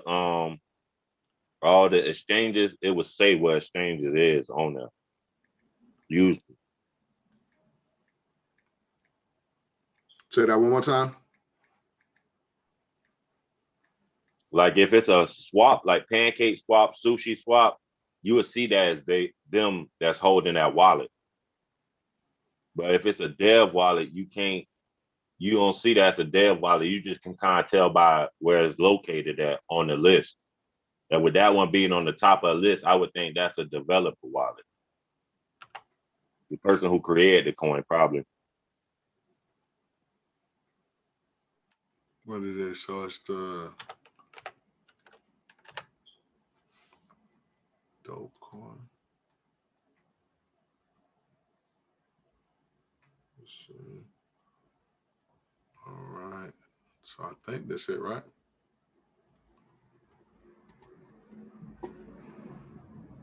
So they got their little burn list or their little burn wallet, 50%. Yeah, that's still. Somebody else. Yeah. Now it is somebody that is holding 40%. It doesn't look like they're, I don't know, 45%. So yeah, if they burnt 50% and then they holding 45%, yeah, they holding most of the coin.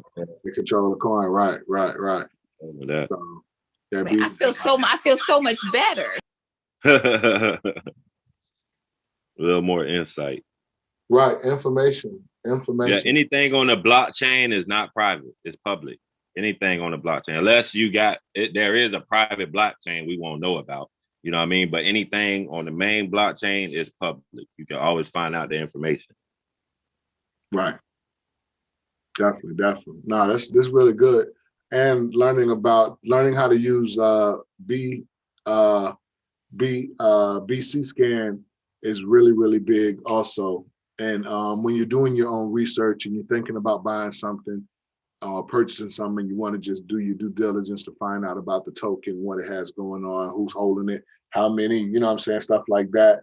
This is definitely really, really big. So just I had another question real quick, just a sidebar. So like market cap, like when we look at market cap, this really basically shows like the amount of transaction. I mean, can somebody explain a little bit more about market cap and what would we look for market cap and what would it indicate? Okay. So market cap is basically the way they find out the market cap is basically the amount of coins in circulation compared to the price that is in the market or on the exchange. So basically for Dogecoin, what's Dogecoin market cap right now? It's basically it'd be 34 cents times however many coins they got in circulation. And that's what the market cap is. Okay. So that's kind of how people try to figure out what the market cap got to go to for a coin to go to a certain price. Oh. So basically, if Dogecoin to go to right now, it's at 34 cents. To go to double that, you'll have to double the market cap in a sense. If that makes sense. So the market cap right now is at what, 44 billion? Yeah, so I have to go to 88 billion to double in to a go to sense 6 what cents. it is right now, what it's worth in value. Got it.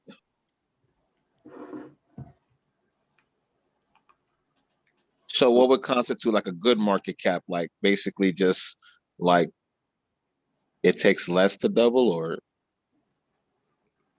like how In would a you use that sense, but it would. It analysis? sounds like you would have to do the math on the circulation, right? Yeah.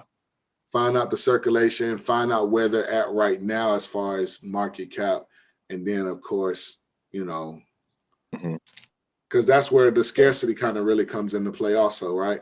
I guess the I scarcity. think they might have a market cap calculator. Let me look it up. Hold on. Okay. Oh yeah, that would be. I know I seen somebody on YouTube using a market cap type calculator. Hold on. Yeah, that would definitely be the like the option profit calculator that you found for the stocks. That's definitely the bomb. Yeah. Right If you look up market cap calculator on Google, I see some things popping up. I'm gonna click on this first one, coinguys.org. Market cap in shorts means market capitalization. It is a record of capital being invested in a crypto and is used to estimate the total value of the cryptocurrency. The below market cap calculator tool helps you to quickly calculate the market capitalization of a particular crypto asset. You know which one I should click on? If coin/token value is enter the current price and enter circulating supply, then its market cap is in dollars. Oh yeah, my bad. I was reading my phone. Yeah, that one right there. So I'm guessing you ain't got into the coin you looking for. Exactly. Just enter the value you want the coin to go to, and then enter the circling. Then you got to go to market cap to find the circulating supply of that coin and enter that information in also.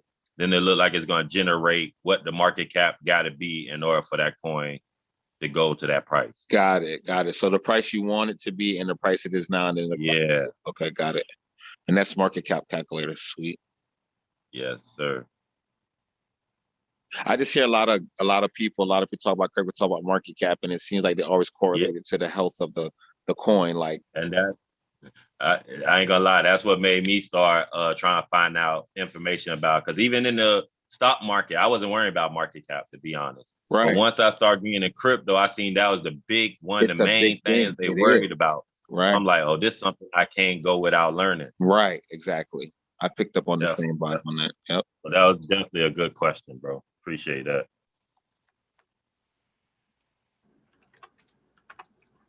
Okay. So let's see.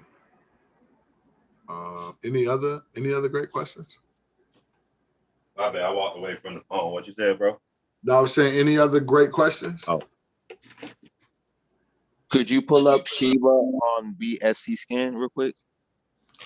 Shiba on BSC scan. I think American Shiba went up like 80% or something while we was on the chat. It did? Something like that. Yeah. American Shiba. I know Kerwin doing backflips right now. That's who we need. We be trying to get him on here. He the one that can tell us all about the American Shiba. He basically one of the people behind it right now. Right. Isn't he like one of the developers or something like that? Yeah. Well, content creator, I think. Something. Oh, yeah. So, but the Shiba, yes. See the holders for them. We were looking for the burn wallet on them too, stuff. Their wallet for your one.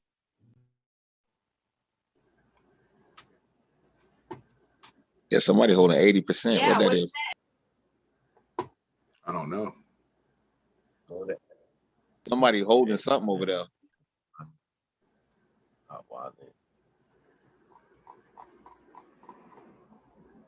don't know.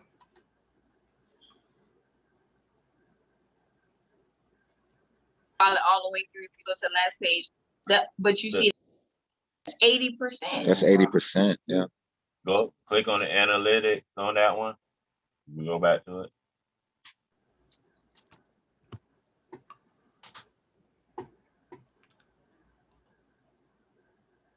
Or click on the wallet. Click on the wallet address.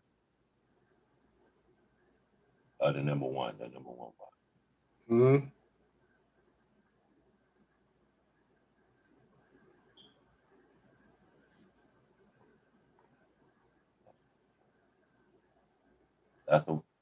Is that the you clicked on that one wallet? I think I did. I'm gonna Is go that back. is that the exchange or? That's what I'm trying to see the movement that's going on with the wallet. See, I click right here, but I can back up some more. Yeah, go back. Yeah, go back to the where we're showing all the wallets. Right. I go back here, and you want me to click on right here? Yeah. Yep. Appreciate it. Mm-hmm. All right, go down. Go down.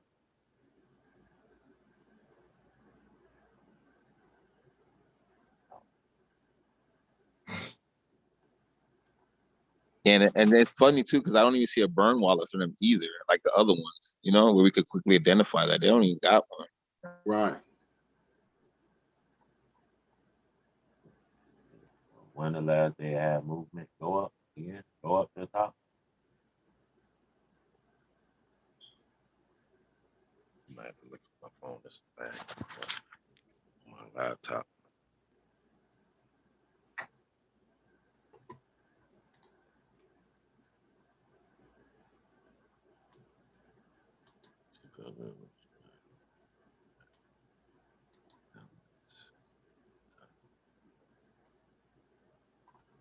All right, go to a different wallet. I see that value say $0.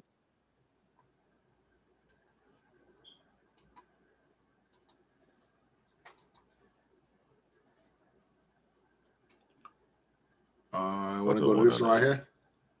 Yep.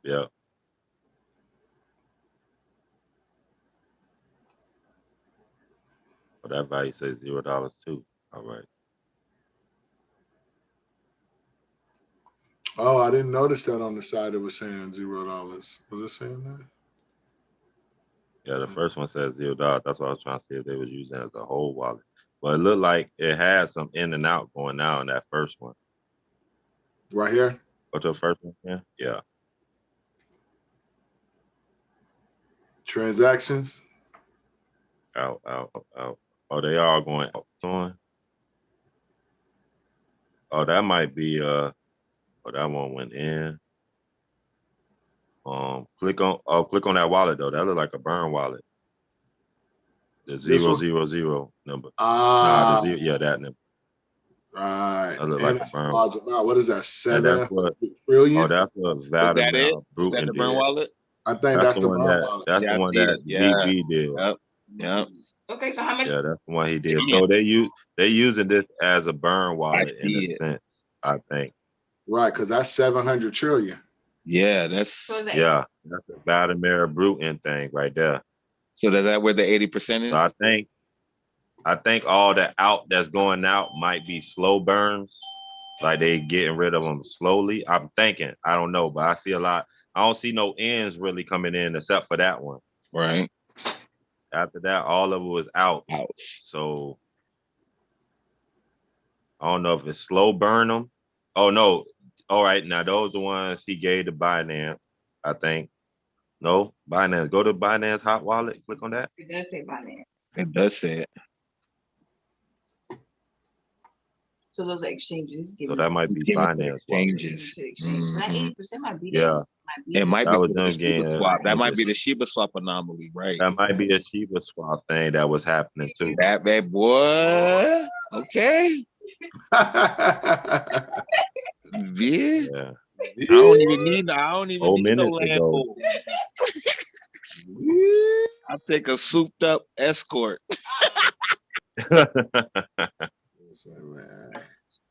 Nah, that's big though. Like Yeah.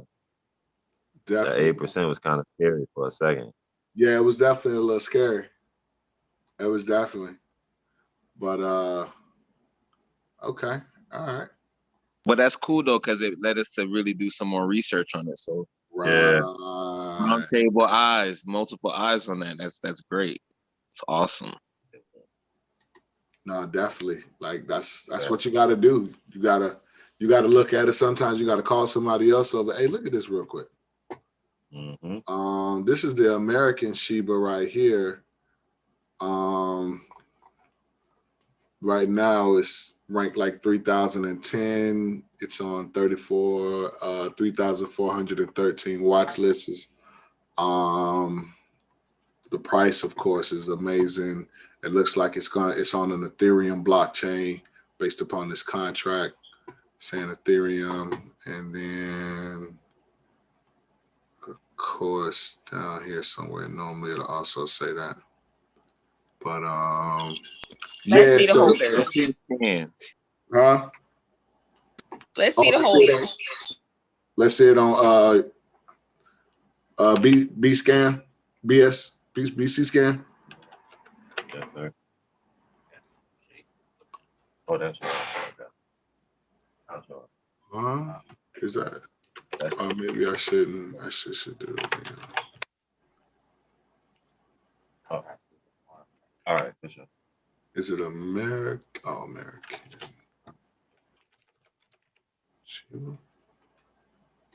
Okay. All right.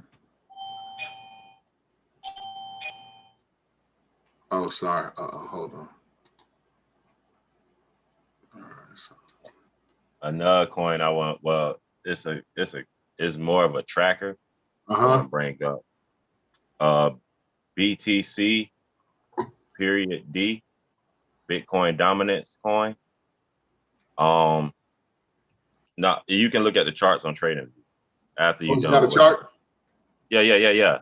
It's something Okay. I meant to bring it up. I've been looking at for I meant to bring it out Thursday, matter of fact, last Wednesday, but we ain't do the show. Okay. For the American Shiba, if anybody had any questions, it does look like it has a burn wallet. It's holding 60% of them in there.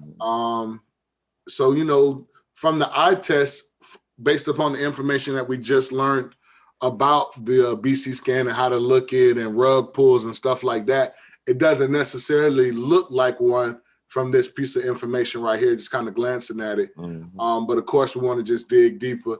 But yeah, just if anybody wants just some real quick information on that, definitely go on BC Scan and check that out. And then another good way to look for rug pulls is see if they got a website. You know what I mean? A social site.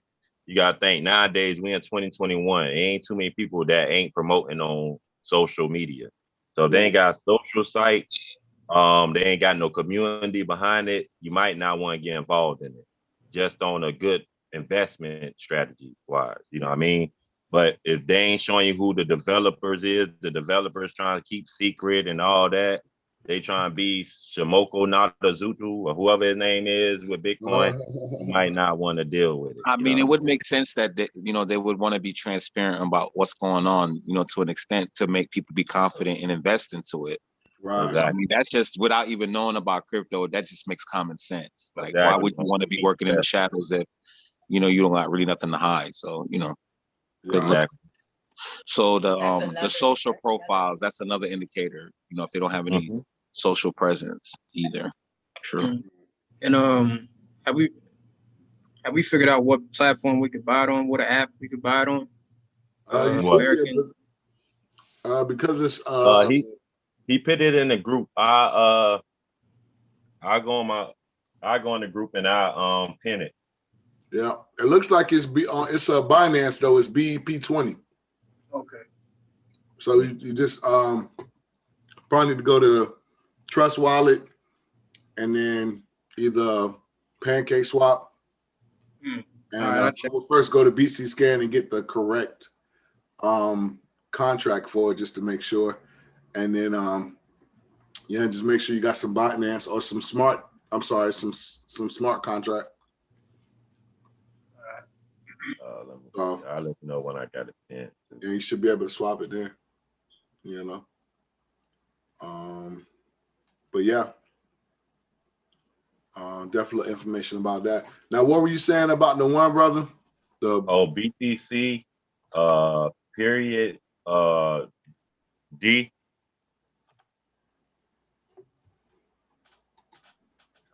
This message at the same time. It's $43. No, that basically lets you know the dominance of Bitcoin to the altcoins. So that Oh, basically the 43 is a got percentage of 43% dominant. 43% dominance. Okay. Yeah.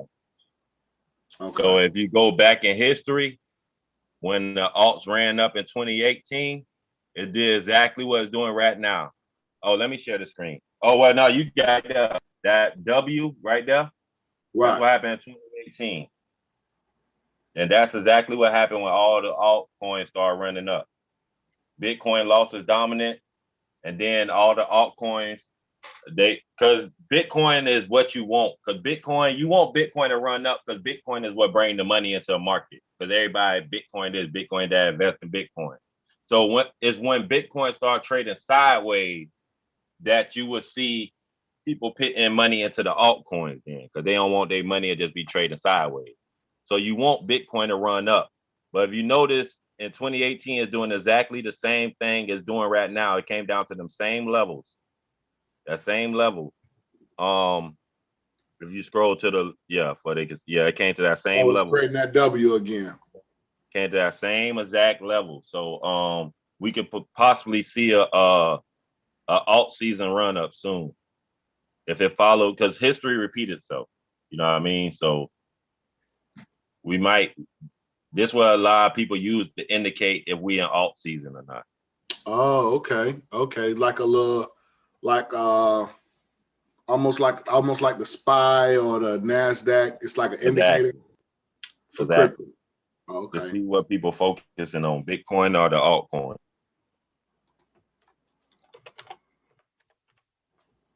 So that's just something you could throw in your little arsenal to always add that. Be able to look at. Yeah, I want to add that so I can be checking on that just to see what it's doing. So I like that. That's big. That's big. That's big. That's big. Anything else? We're gonna have some really good questions tonight. I appreciate everybody with that. I know we got some more though. I'm trying to check. Is Safe Moon still a good one, or was we sold on Safe Moon? Safe Moon. Still hold Safe Moon, but yeah, I don't. I'm not expecting much from it personally.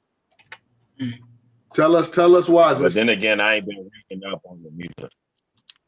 I mean, it's on the 1.4 watch lists.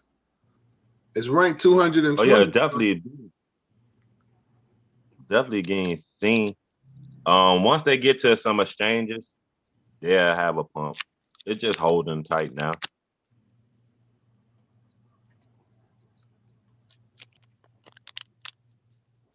Yeah. I mean, I would definitely, say that it's still on the overall. I always say Safe Moon is one of those must-have in your portfolio. A must-have. Yeah. With the prices at, if you can get it, I definitely would suggest people get it. If you can just I know the one sister put in there about XRP. We talked about that. We talked about that's another one that I would consider a must-have. XRP. XRP definitely. And some V-Chain. V-Chain just got added to Uphold. Definitely. V-Chain, and two other ones just got added to Uphold. Yep. Yes, it did just get added to Uphold. That was yes. Uphold sent alerts out on that one. Yeah, V-Chain got added to uphold.com. That's another must-have, bro. Yeah, V-Chain is definitely big. That's my baby.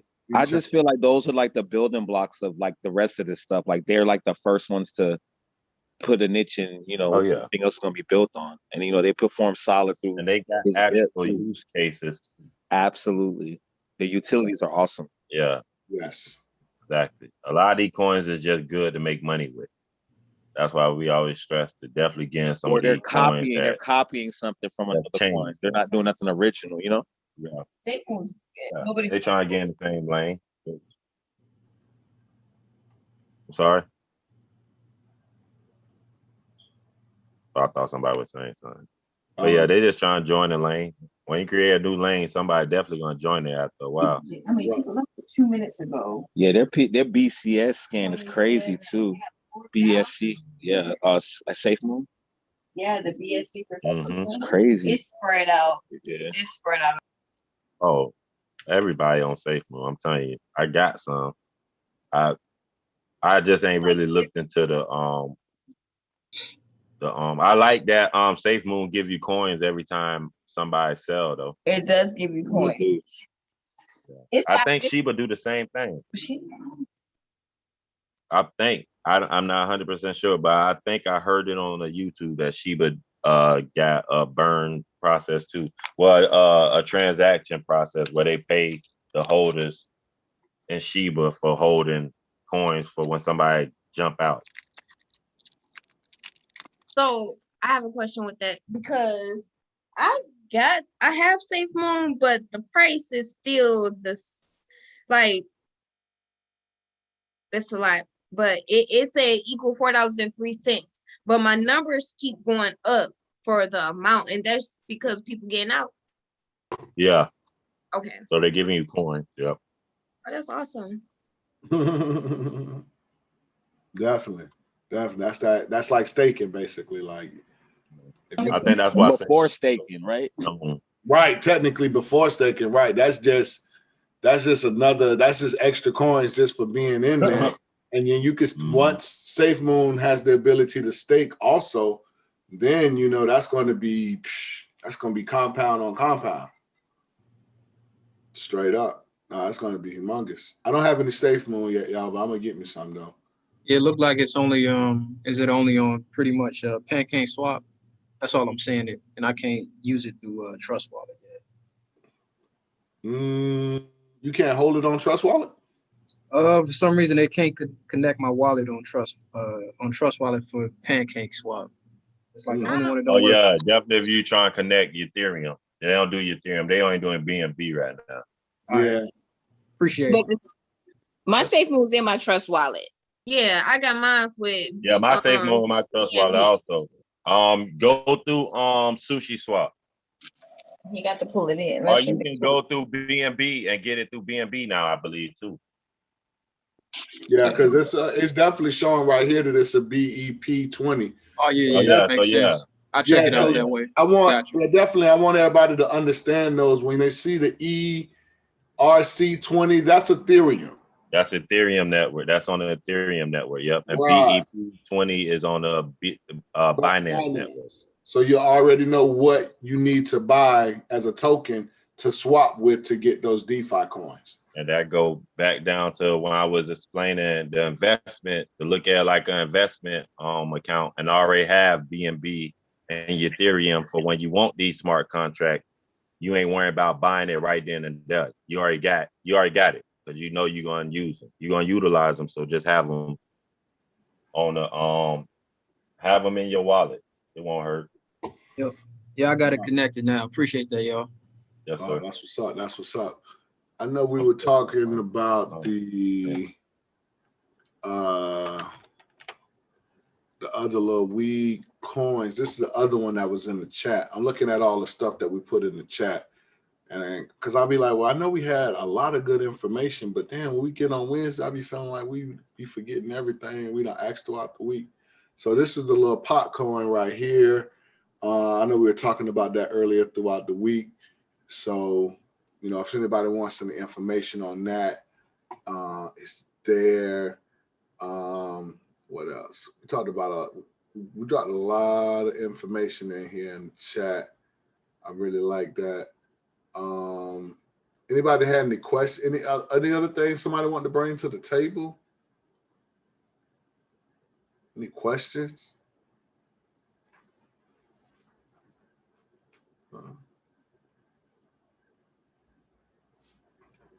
Nothing? Nobody? All right. I'm just checking. I mean, I had mentioned the marijuana stuff earlier. Was reading just in general news that I see here that they were allowing a couple of financial institutions allowing some of these companies to be able to hold their marijuana profits or monies in a bank now. I think it was like 5 of them, if I read it correctly. Oh yeah. Like I'm a firm believer. I think like anything cannabis related now, we're still kind of like in the same with crypto is in the beginning stages of it. Right. So I feel like, just trying to get into it. But I think that's really good news because I think that was like the biggest thing with that was that they couldn't really hold their money in no bank or nothing, Right. And I think the crypto space is gonna maybe boom that space a little more because of being able to not have that, over their head as opposed to just with regular money and them fighting it. So right. And the biggest thing was banks are federal, right? Because the money comes from the feds, right? Exactly, right. So now with the feds in November, just trying to say that they're no longer policing marijuana, now that gives the banks the opportunity to say, okay, hey, we can accept your money now, because they couldn't accept their money on one end if they're getting money from the Fed and the Fed on the other end is policing them. You know what I'm saying? But that's why I think the crypto space is going to be big for that too, because they're not going to have that. I would imagine they won't have that problem as opposed to with this regular, fiat. As far as the banks holding crypto. Yeah, or them investing their currency into crypto as opposed to as regular dollars. Yeah, I think it was October of last year, banks were able to accept crypto.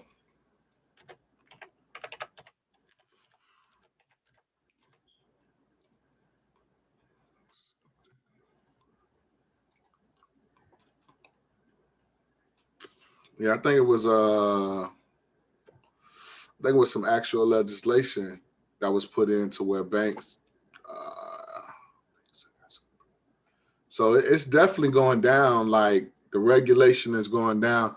That's my opinion on why I'm not taking profit as it spikes up crazy as far as the cryptos and stuff like that. Like a lot of people felt like they should have in 2017, 2018. And a lot of people missed out because they didn't know that the market was going to literally correct itself and literally go 90% back all the way down or whatnot.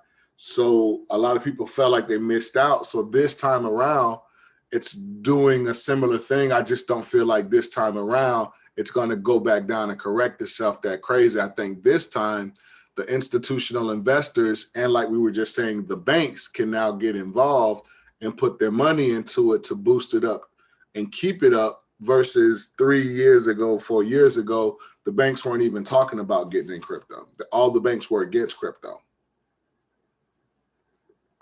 So I think that's, in my opinion, the reason why I'm holding and I'm not selling, just to sit at a higher price point and just try and get back in later on once it recorrects, because I don't think it's going to correct like everybody kind of think it is, in my opinion. But yeah, that's definitely big. That's definitely big. Any other information?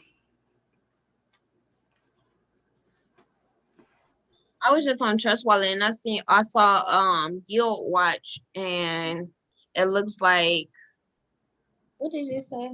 It said something about it'll help you watch your mining. Hold on. It said Yield Watch is a smart yield farming dashboard that lets you monitor your liquidity pools, yield farming, and token staking performance with a casual and sleek UI, which is optimized for mobile use, just like lifeguards and Malibu watch over swimmers who watch over your yield. All right. So it sounds like they're paying you some money, right? Is it like, it sounds like if you have farming in different places or mining in different places, you can watch it all on Yield Watch. Oh, okay. So it's kind of like how I guess for like Trading View for mining. Trading View for mining. Okay, yeah, because I know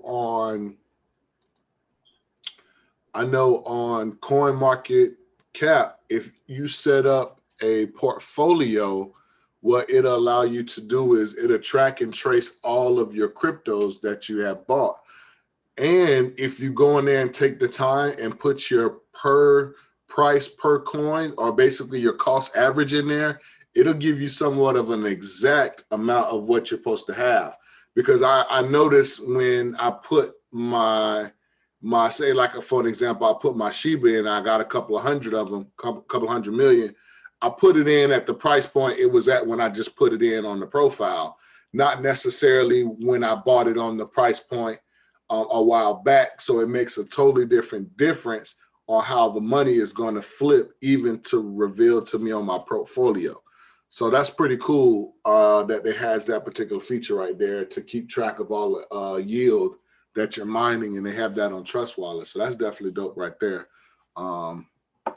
Definitely dope information. So much information. Definitely good information though. Definitely. I appreciate that. Is anybody, I know I got the big homie Jock, if he's still in the building. I know Jock is doing some mining.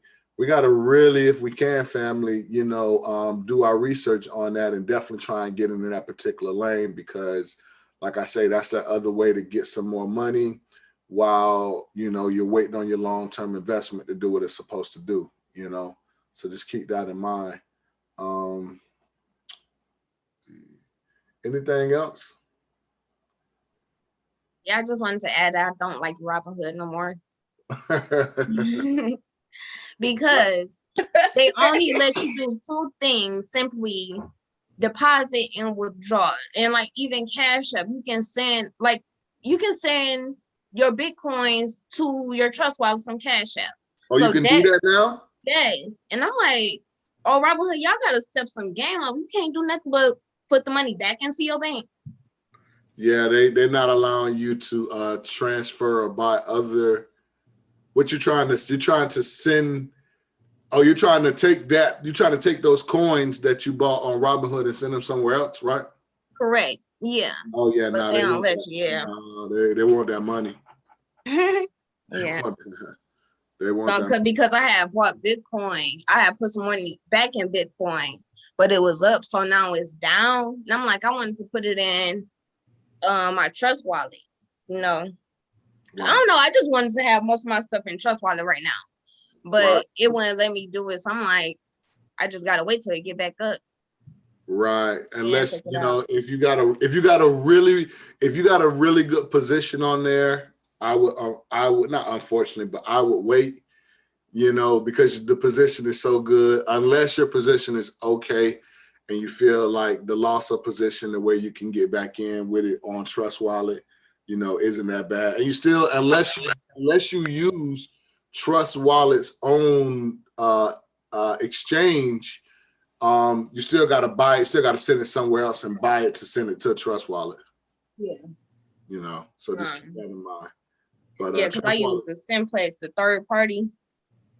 Say that one more time. You mean like when you have to use like Simplex on Trust Wallet? From what I don't know, but I think Trust Wallet has something like MoonPay or something like that. If you're trying to actually hit the buy button on Trust Wallet, I don't know if anybody's ever tried to hit the buy button on Trust Wallet when it provides it for whatever coins that it does actually purchase. Because I didn't know until I started like hitting all the buttons on Trust Wallet. It has a whole exchange and all that, and it has its own token, the TWT token. It's got Trust Wallet got some things going on now, Trust Wallet got some things going on. So definitely. Anything else? Let's see if I can find anything. Nothing else? Nothing else? All right. I ain't gonna force it. Brother, you got anything else?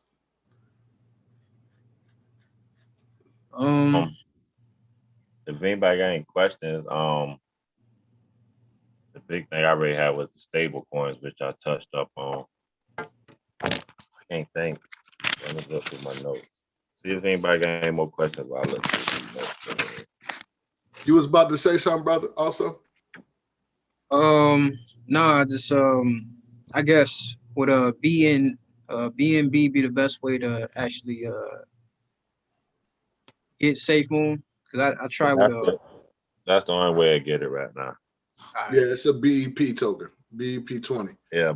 Yeah, I tried to do it with Cosmos. All right. No, not the Cosmo coin, no. A Cosmo token, no. Yeah, I would buy BNB from somewhere like crypto.com or something, then send it over to a trust wallet and do it that way. And then when you get the BNB token, you got to convert it on the trust wallet to smart contract, the smart contract token, which is also BNB. It's just smart contract version of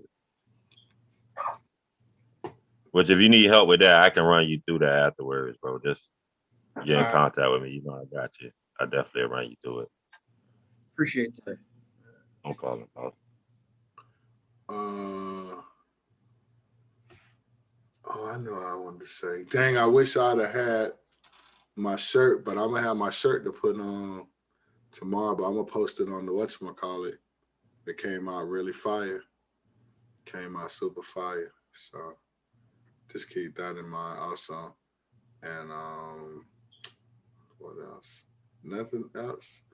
I'm going through all the pictures and stuff on the chat, just seeing if there's anything that was kind of big that we kind of went over or something.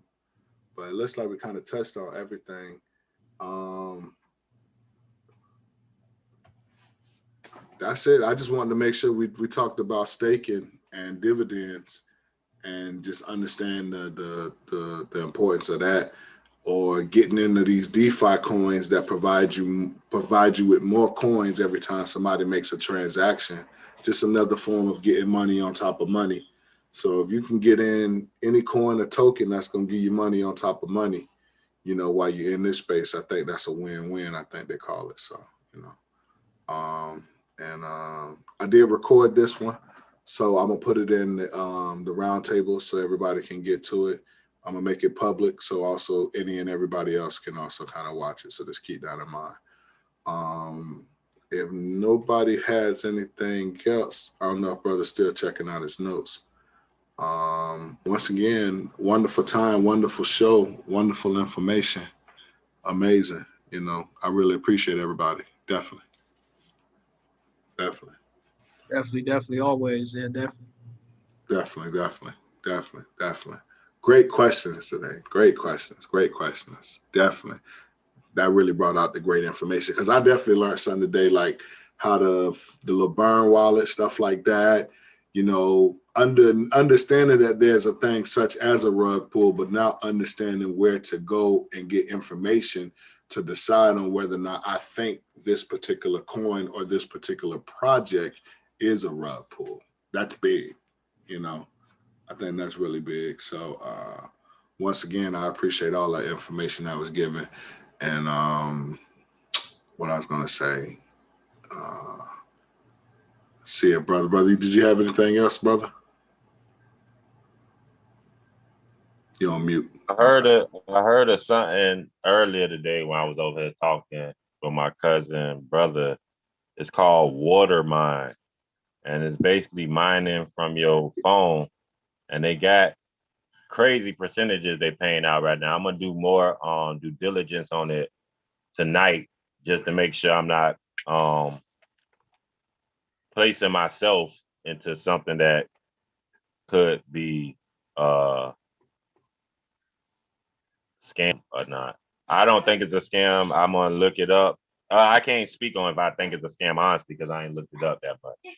But it's invitation only. I am a member now through my cousin brother added me. So if I feel it's real, or if y'all want to take the chance, I don't have no problem sending the invite link out to whoever may want to do it. But they definitely paying good money. He just started himself today, but he got co-workers that put him on it, and I guess it's been going good with them. Like, for example, I seen something For example, like you can see, like if you invest 1,000, you're gonna get paid $24 a day, 168 a week, 720 a month, 2,006, 2,160 every 3 months. Right. So you can do different contracts, and each different contract they got the starter, the premium, golden, and advanced. The only difference is in them basically is the percentage you get paid and the minimum deposit.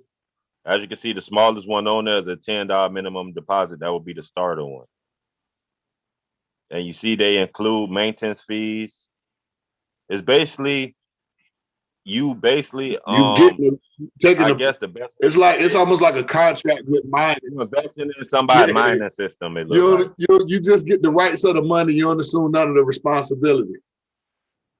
yeah, and they pay you in the crypto that you're taking. Now the cryptos I know they do offer, which is why I'm gonna do it because they offer Dogecoin on there, and I don't mind really risking Dogecoin in a sense. Not the down talk Dogecoin. I love Dogecoin too, but I'm gonna risk some Dogecoin myself to see how it works. But they also do Bitcoin, Ethereum, Bitcoin Cash, and Litecoin, I believe, was the coins they offer. But you have to you gotta get it's invite only. So I will have to invite you for you to be able to become a member. But once I invite you, you will become an affiliate also, and you can also invite. You have an Yeah, invite. showing that right here. Yeah. So I mean, if you want to get started, if anybody want to get started, I don't got no problem posting the invite link in here right now. I just personally ain't do no due diligence, and I don't want somebody just jump head because I almost jumped head first in with 1,000 once I seen the payout and what it could pay you. You know what I mean? But I figured, you know what I mean? And since and it's easier to jump head first when you ain't got to use cash, when you could just throw your coins in there instead. You know what I mean? It would have took a little link in my wallet to this. And that's why I want to find out more about the linking process because he said the process takes about 5 minutes. He used Dogecoin. He said he basically I think he did $100 or so. So when he agreed to do the I can't call it a stake a mining when he agreed to the mining contract, I think he said they sent him a wallet address and he send the coins to that wallet address. Then they go through a 3 confirmation stage that he said take like five or so minutes, and then right after that you'll see it in your wallet and you'll start making money. He just started the day, so he couldn't really speak on too much about the withdrawal process or none of that. But his coworkers have been doing it for a while, and I ain't really asked about the withdrawal process because he ain't the one that went through it personally. Right. All right. Yeah. It got some good. It got some crazy numbers. It show you how much you're making a year. That's what made me go crazy because if you do it in a year, you can see the math on how much you do in a year, and them numbers be like couple $100 grand, $1 million. I'm like, for just doing this for a year. But then again, I mean, it's hard, and that's the thing. When you the first into something, it make it more skeptical because you like, man, is this real? How can they possibly pay this? But good information he did give. He said through this recent pullback on crypto, a lot of these same sites that's offering the same business, they stopped doing it. Like they just stopped doing it. They just fell off. And he said this site was still paying his members. It still was paying his members daily, still woofing up the money daily, even with the pullback in the crypto market. So that's kind of what making him lean more towards he don't feel this personally a scam, a fake, because they was paying when they could have jumped out. You know what I mean? So I'm gonna look more into it myself. Of course, I expect everybody to do the same thing. All right. My younger brother gonna put the link in the roundtable group as far as the website, where you can check the website out yourself. And if you is interested in being a member or whatever, I'll send you the link I guess I'm gonna get 20% off everybody who click on the link. I ain't really looking for that. I'm just trying to turn everybody on to something. But I'm still trying to find out if I'm doing it myself. I definitely want that to be known. For nobody won't jump in and come to me with questions because I'm learning too. I'm learning too. So that's real. That's real. That's real. All right, I like that though. I like that. I like that. And you buy a certain coin and you the coins you already got, it's they offering right now Bitcoin, Dogecoin, my bad. Y'all can hear me? Mm-hmm. All right, hold on. Somebody calling me on the phone. I'm on Zoom on. All right. They offering Bitcoin, Dogecoin, Litecoin, Ethereum. And I think he said Bitcoin Cash. I know he named like 5 or 6 while he was here. And they pay you in that coin. Right. So if you're doing $1,000, for example, they're gonna pay you in the $24 of Dogecoin every day. Mm. Yeah, that's what I'm gonna do. But I'm gonna personally do it. But I'm big on security. So what I'm gonna do, which I suggest anybody do with anything new, these trust wallets is free. You know what I mean? You can have 1 million trust wallets. So I'm personally gonna create a new wallet, even though I already got like 2 or 3 trust wallets. I'm gonna create a whole new one to do business with them now. So I'm gonna just pick the coins that I'm willing to let them know I got or what I'm getting in a contract with on that trust wallet. For example, I plan on doing $1,000 one. So how many Dogecoin I need to equal $1,000? I'm gonna put down the trust wallet. Then I will link that wallet to the site if it's a linking aspect. I know he says more like you sending it to an address, but still with that, they got your wallet address. You know what I mean? If you do business with another wallet, just sending, even if I send you coins right now as a gift, you got my wallet address, which is different when you know personally who own the wallet address. You know what I mean? So if they know you personally own the wallet address, they can try to. I don't know how deep hacking go in this space. None of us do because it's new. But I definitely would take any extra security measures you possibly could. You know what I mean?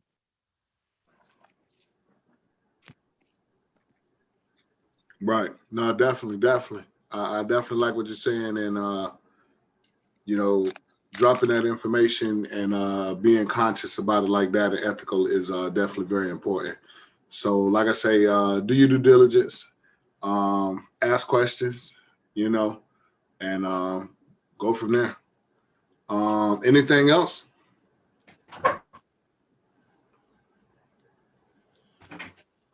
All right. Let me see. Let me just double check the chat. I really don't forget about the 10% on crypto.com. What's going on, family? While we on that mining, I just throw this out here. I think somebody had put it on the Roundtable Telegram, but my cousin had put me on to Pi. It's like an app that you can that you download, and it pretty much it mines from your phone, and maybe pay you like 10 to 15 cents to start off, but pretty much it's as you refer people and more people get referred under you, you get 5 cents. I want to say per person that add on that you would get each day for just pretty much your phone. You have to go on your phone like every day at a certain time, maybe type something in, hit OK or something, and then you just pretty much logged in for that day. And that's pretty much that. But it's like something you have to do at the same time every day. And it pays you, I want to say, he said 10 to 15 cents. I just really started looking into it, but it's called Pi.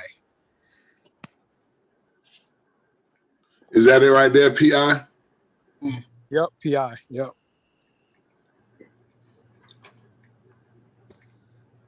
Yeah. I'm gonna copy the link. That's like a little mining thing. They pay you in that coin. What's up? We're right there in the beginning of the second line. I believe. Network. No, 100. Right here. Centralization. I just added it to the chat. But that's. Am I on the right one or am I on the wrong one? Hold on, let me see.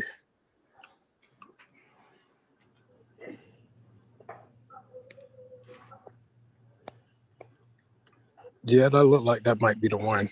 Okay. I personally was looking at it on the app, so I never really got to looking it up, Google and going into the gist of it quite yet.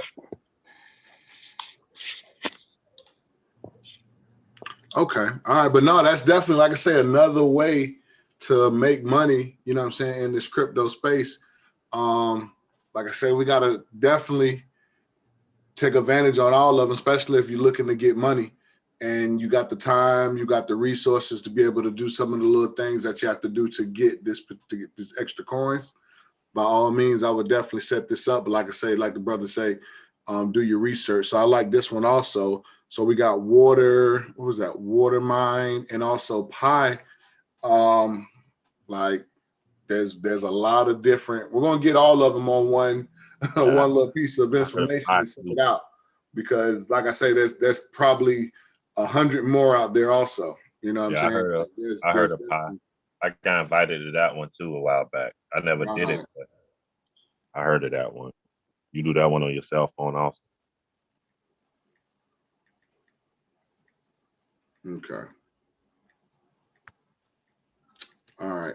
Yeah, it just don't sound like it pay as good as that other one you was just talking about though. Yeah, when he was showing me the numbers on the other one, that's why I said I'm gonna bring it to the table. I'm definitely gonna let them know I'm doing due diligence because the numbers, the payouts, if it's real, that's definitely the route I would suggest everybody to go. And I'm not a financial advisor, but I say follow me at least. No, that's real. Appreciate it. Family, evening. What's up? Roundtable family. Yo, I have some more information on that ETH 2X Flexible Leverage Index. So this token allows you to leverage Bitcoin or Ethereum at your position. Let's say you put in $1,000 in either or. This particular currency allows you, particular token allows you to leverage that position. And this also has wonderful 100% risk management. And what's this again? It's called ETH2X Flexible Leverage Index. I sent the link on CoinMarketCap into the Telegram. Did you ever, I brought it up earlier, but did you ever get some information on that? Yeah, that's basically the gist of it. It allows you to leverage your position, Bitcoin or Ethereum safely. So the 2X is legit. Basically, you have $1,000 in either or Bitcoin or Ethereum. Allows you to, once it, of course, the price ascends, you would get your 2X return on that. So here's a lot of information right here on the link. Oh, you paying a round table. Right. Perfect. And just to show that again on the screen, this is what the brother was talking about. Well, this is what a link, or one of the links went to. Yeah, that's from CoinMarketCap. Right, but this is just showing what it is, but you do have to go to. Yeah, scroll down a little bit till you get the summary. This is on Ethereum, so you would probably have to go to Trust Wallet to get this or something like that. Correct. Okay. And possibly do the whole swap process. Yep. Okay.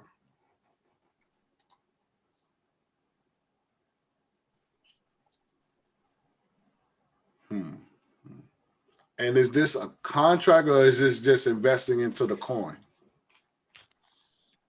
I believe it's more of an investment side. but you Yeah. would have to put the It's 130 like, in, right, per I coin. believe it's like a leverage token. So it do double of whatever Ethereum do in the market in a sense on both sides. So if I'm correct, I try to learn a little bit on leverage tokens because I know XRP got one, the bull and bear coin. That's almost like the bull and bear tokens. It looks definitely similar. Yeah. But looks like this one is more favorable for newbies and long time haulers for Ethereum. Yeah, because as you can see, the price of it right now is what? 130. But of course, 130. through different exchanges, the price differs Oh, slightly. okay. Okay. So, There's no data on circulating supply. It says max supply is only 334,000. let me see. So yeah, definitely going to do some more research on this. 130. Just found out about this tonight from that Bitcoin meetup event, All which is right. pretty So interesting. the 2x look like it might be 20 times whatever it is. Well, 20 times lower than what it is, because 130 times 20 would be like 2,600. And Ethereum at 27 right now on what's name. So it's like it's a percentage of Ethereum. So it's like you buying a portion of Ethereum in a sense, but you owning a whole one of these coins, if that makes sense. Like, because if you just pay $1.30, you pay 130 into Ethereum right now, you ain't gonna get partial Ethereum. So you ain't gonna get partial movement and do. Where if this move reacted to what Ethereum move, for your $130, you can get a whole coin. So now you can compound interest at a lower price. So when this move is gonna move 20 times less than what Ethereum moving, in a sense. And that's because when you day trading, liquidating, you can definitely get liquidated in this market for sure. Yeah, definitely. That's why I say if it go the opposite way, it can hurt you. Exactly. So this definitely looks a lot safe. Yeah. It looks similar to a bear bull token, but a little different. Correct. Also, learned about a new wallet called Edge. Edge wallet allows you to create your own keys instead of having a third party create the keys for you. That's big. Right, because normally you just get the words. Yeah. Which means Now that the site always has your words, or the site created your words. But in a sense, even if you create your words, you got to give them to whatever site it is and they hold them. So, but I see what you're saying, though. The words that you create can be a lot more familiar to you and you'll remember them easily because you created them versus just 12 or 24 random ass words that you got to remember what you think. So you got to write them shits down. So if you lose that shit, it's totally different than.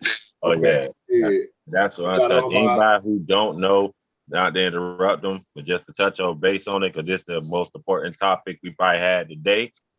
Anybody that don't know, those 12 to 16 words is more important than your phone, more important than the app itself. Your social security number. That's your new social security number. You know what I mean? Like, don't for each wallet you use that give you your keys.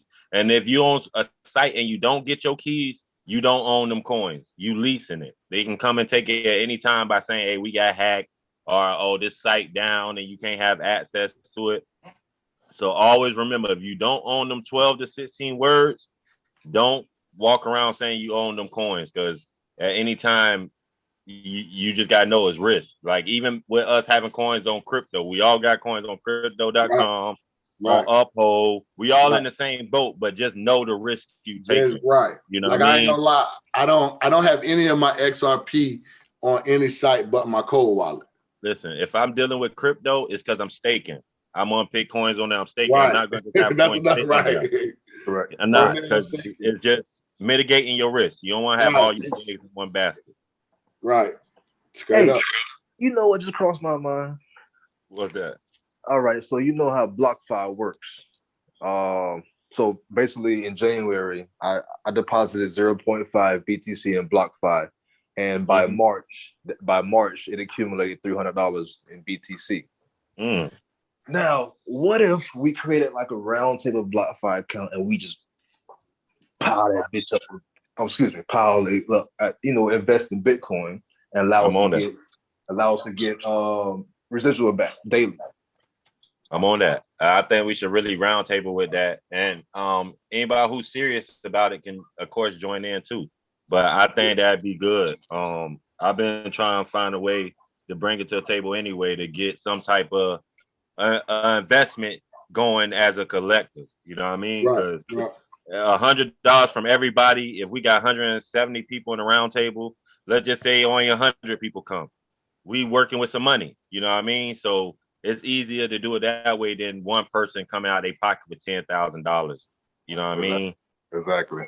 So I think we definitely, with whoever really, the reason I didn't bring it up personally, because you got to go into that with like-minded individuals. And not saying we ain't like-minded individuals, but we all got different goals. So kind of got to go with somebody who got the same goal too when you go to investing with each other. So that's why I didn't really just bring it up to the group yet.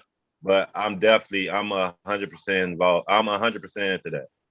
Okay. Yeah, because when you invest with somebody, you creating a longer relationship. We tied to each other in a sense. Yeah. Right. So, and you want to make sure nobody at the table got a different outlook than what everybody else at the table got. Because I definitely don't never want to cause no issues when it comes to money. Definitely.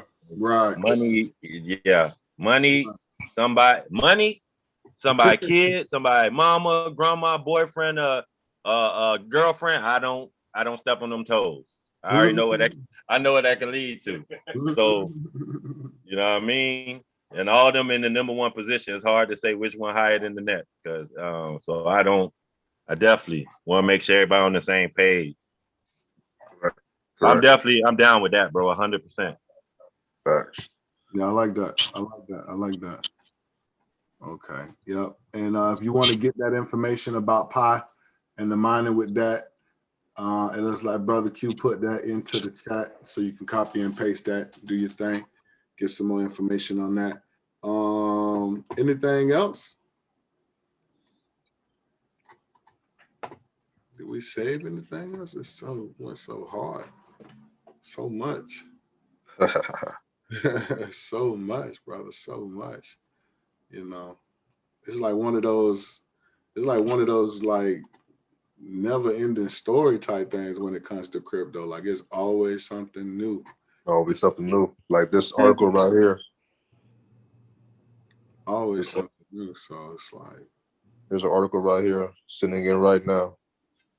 Billionaire Carl, I don't know, Econ says he may drop up to 1.5 billion into crypto.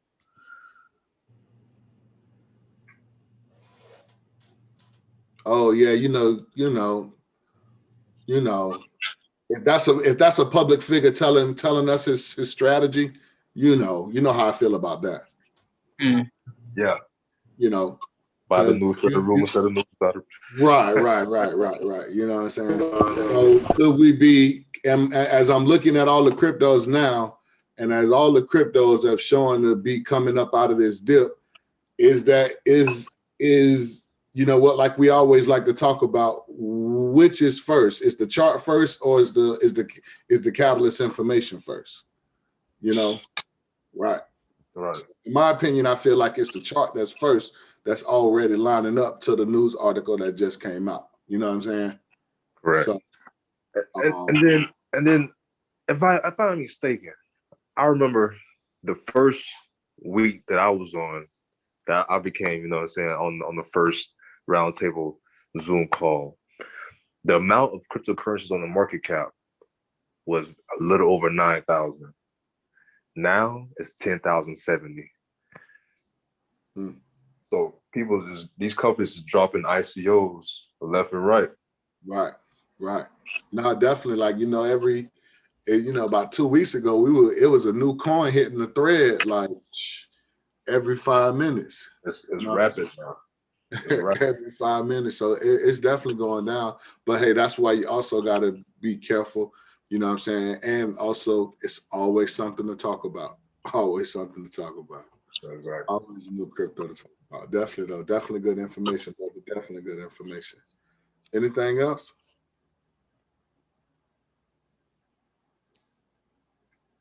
All right. All right. Once again, another. Appreciate the gems. Definitely,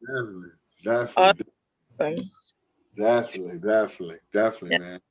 And you know, I got my son. He in the building with me also. He's sponging also. He getting a lot of information.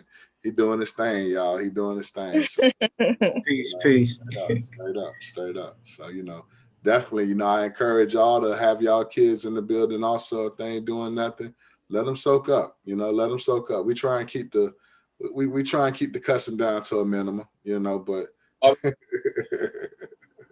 But definitely let them soak up because, you know, they're intelligent and this is technology and this is their space right now, you know, and they're going to actually need it almost more than we are just because there's not going to really be any jobs for them, you know, 10, 15, 20 years and stuff like that, you know, so they really got to have that alternative income, you know what I'm saying, to get them through those tough times. So, but definitely, once again, family, I appreciate it. Anybody else want to say anything before we shut it down? Thank you. Appreciate it. Definitely. Gratitude. Definitely. We all just start racing Lambo. It's coming. I believe it. It's coming. Yeah. Yes. Good night, y'all. I appreciate it. I appreciate everybody. Peace, family. Good night, all. Peace, family. Night. Peace, family. No, appreciate it. Love. All right, love. Appreciate you, Q. For sure, brother. Hold it down. So,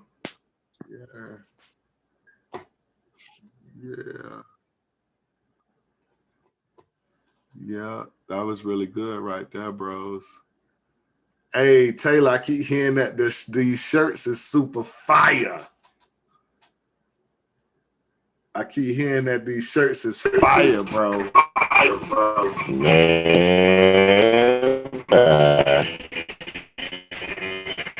keep hearing that the shirts is fire, bro. Hold on. I'm still recording. Hold on. Let me start recording.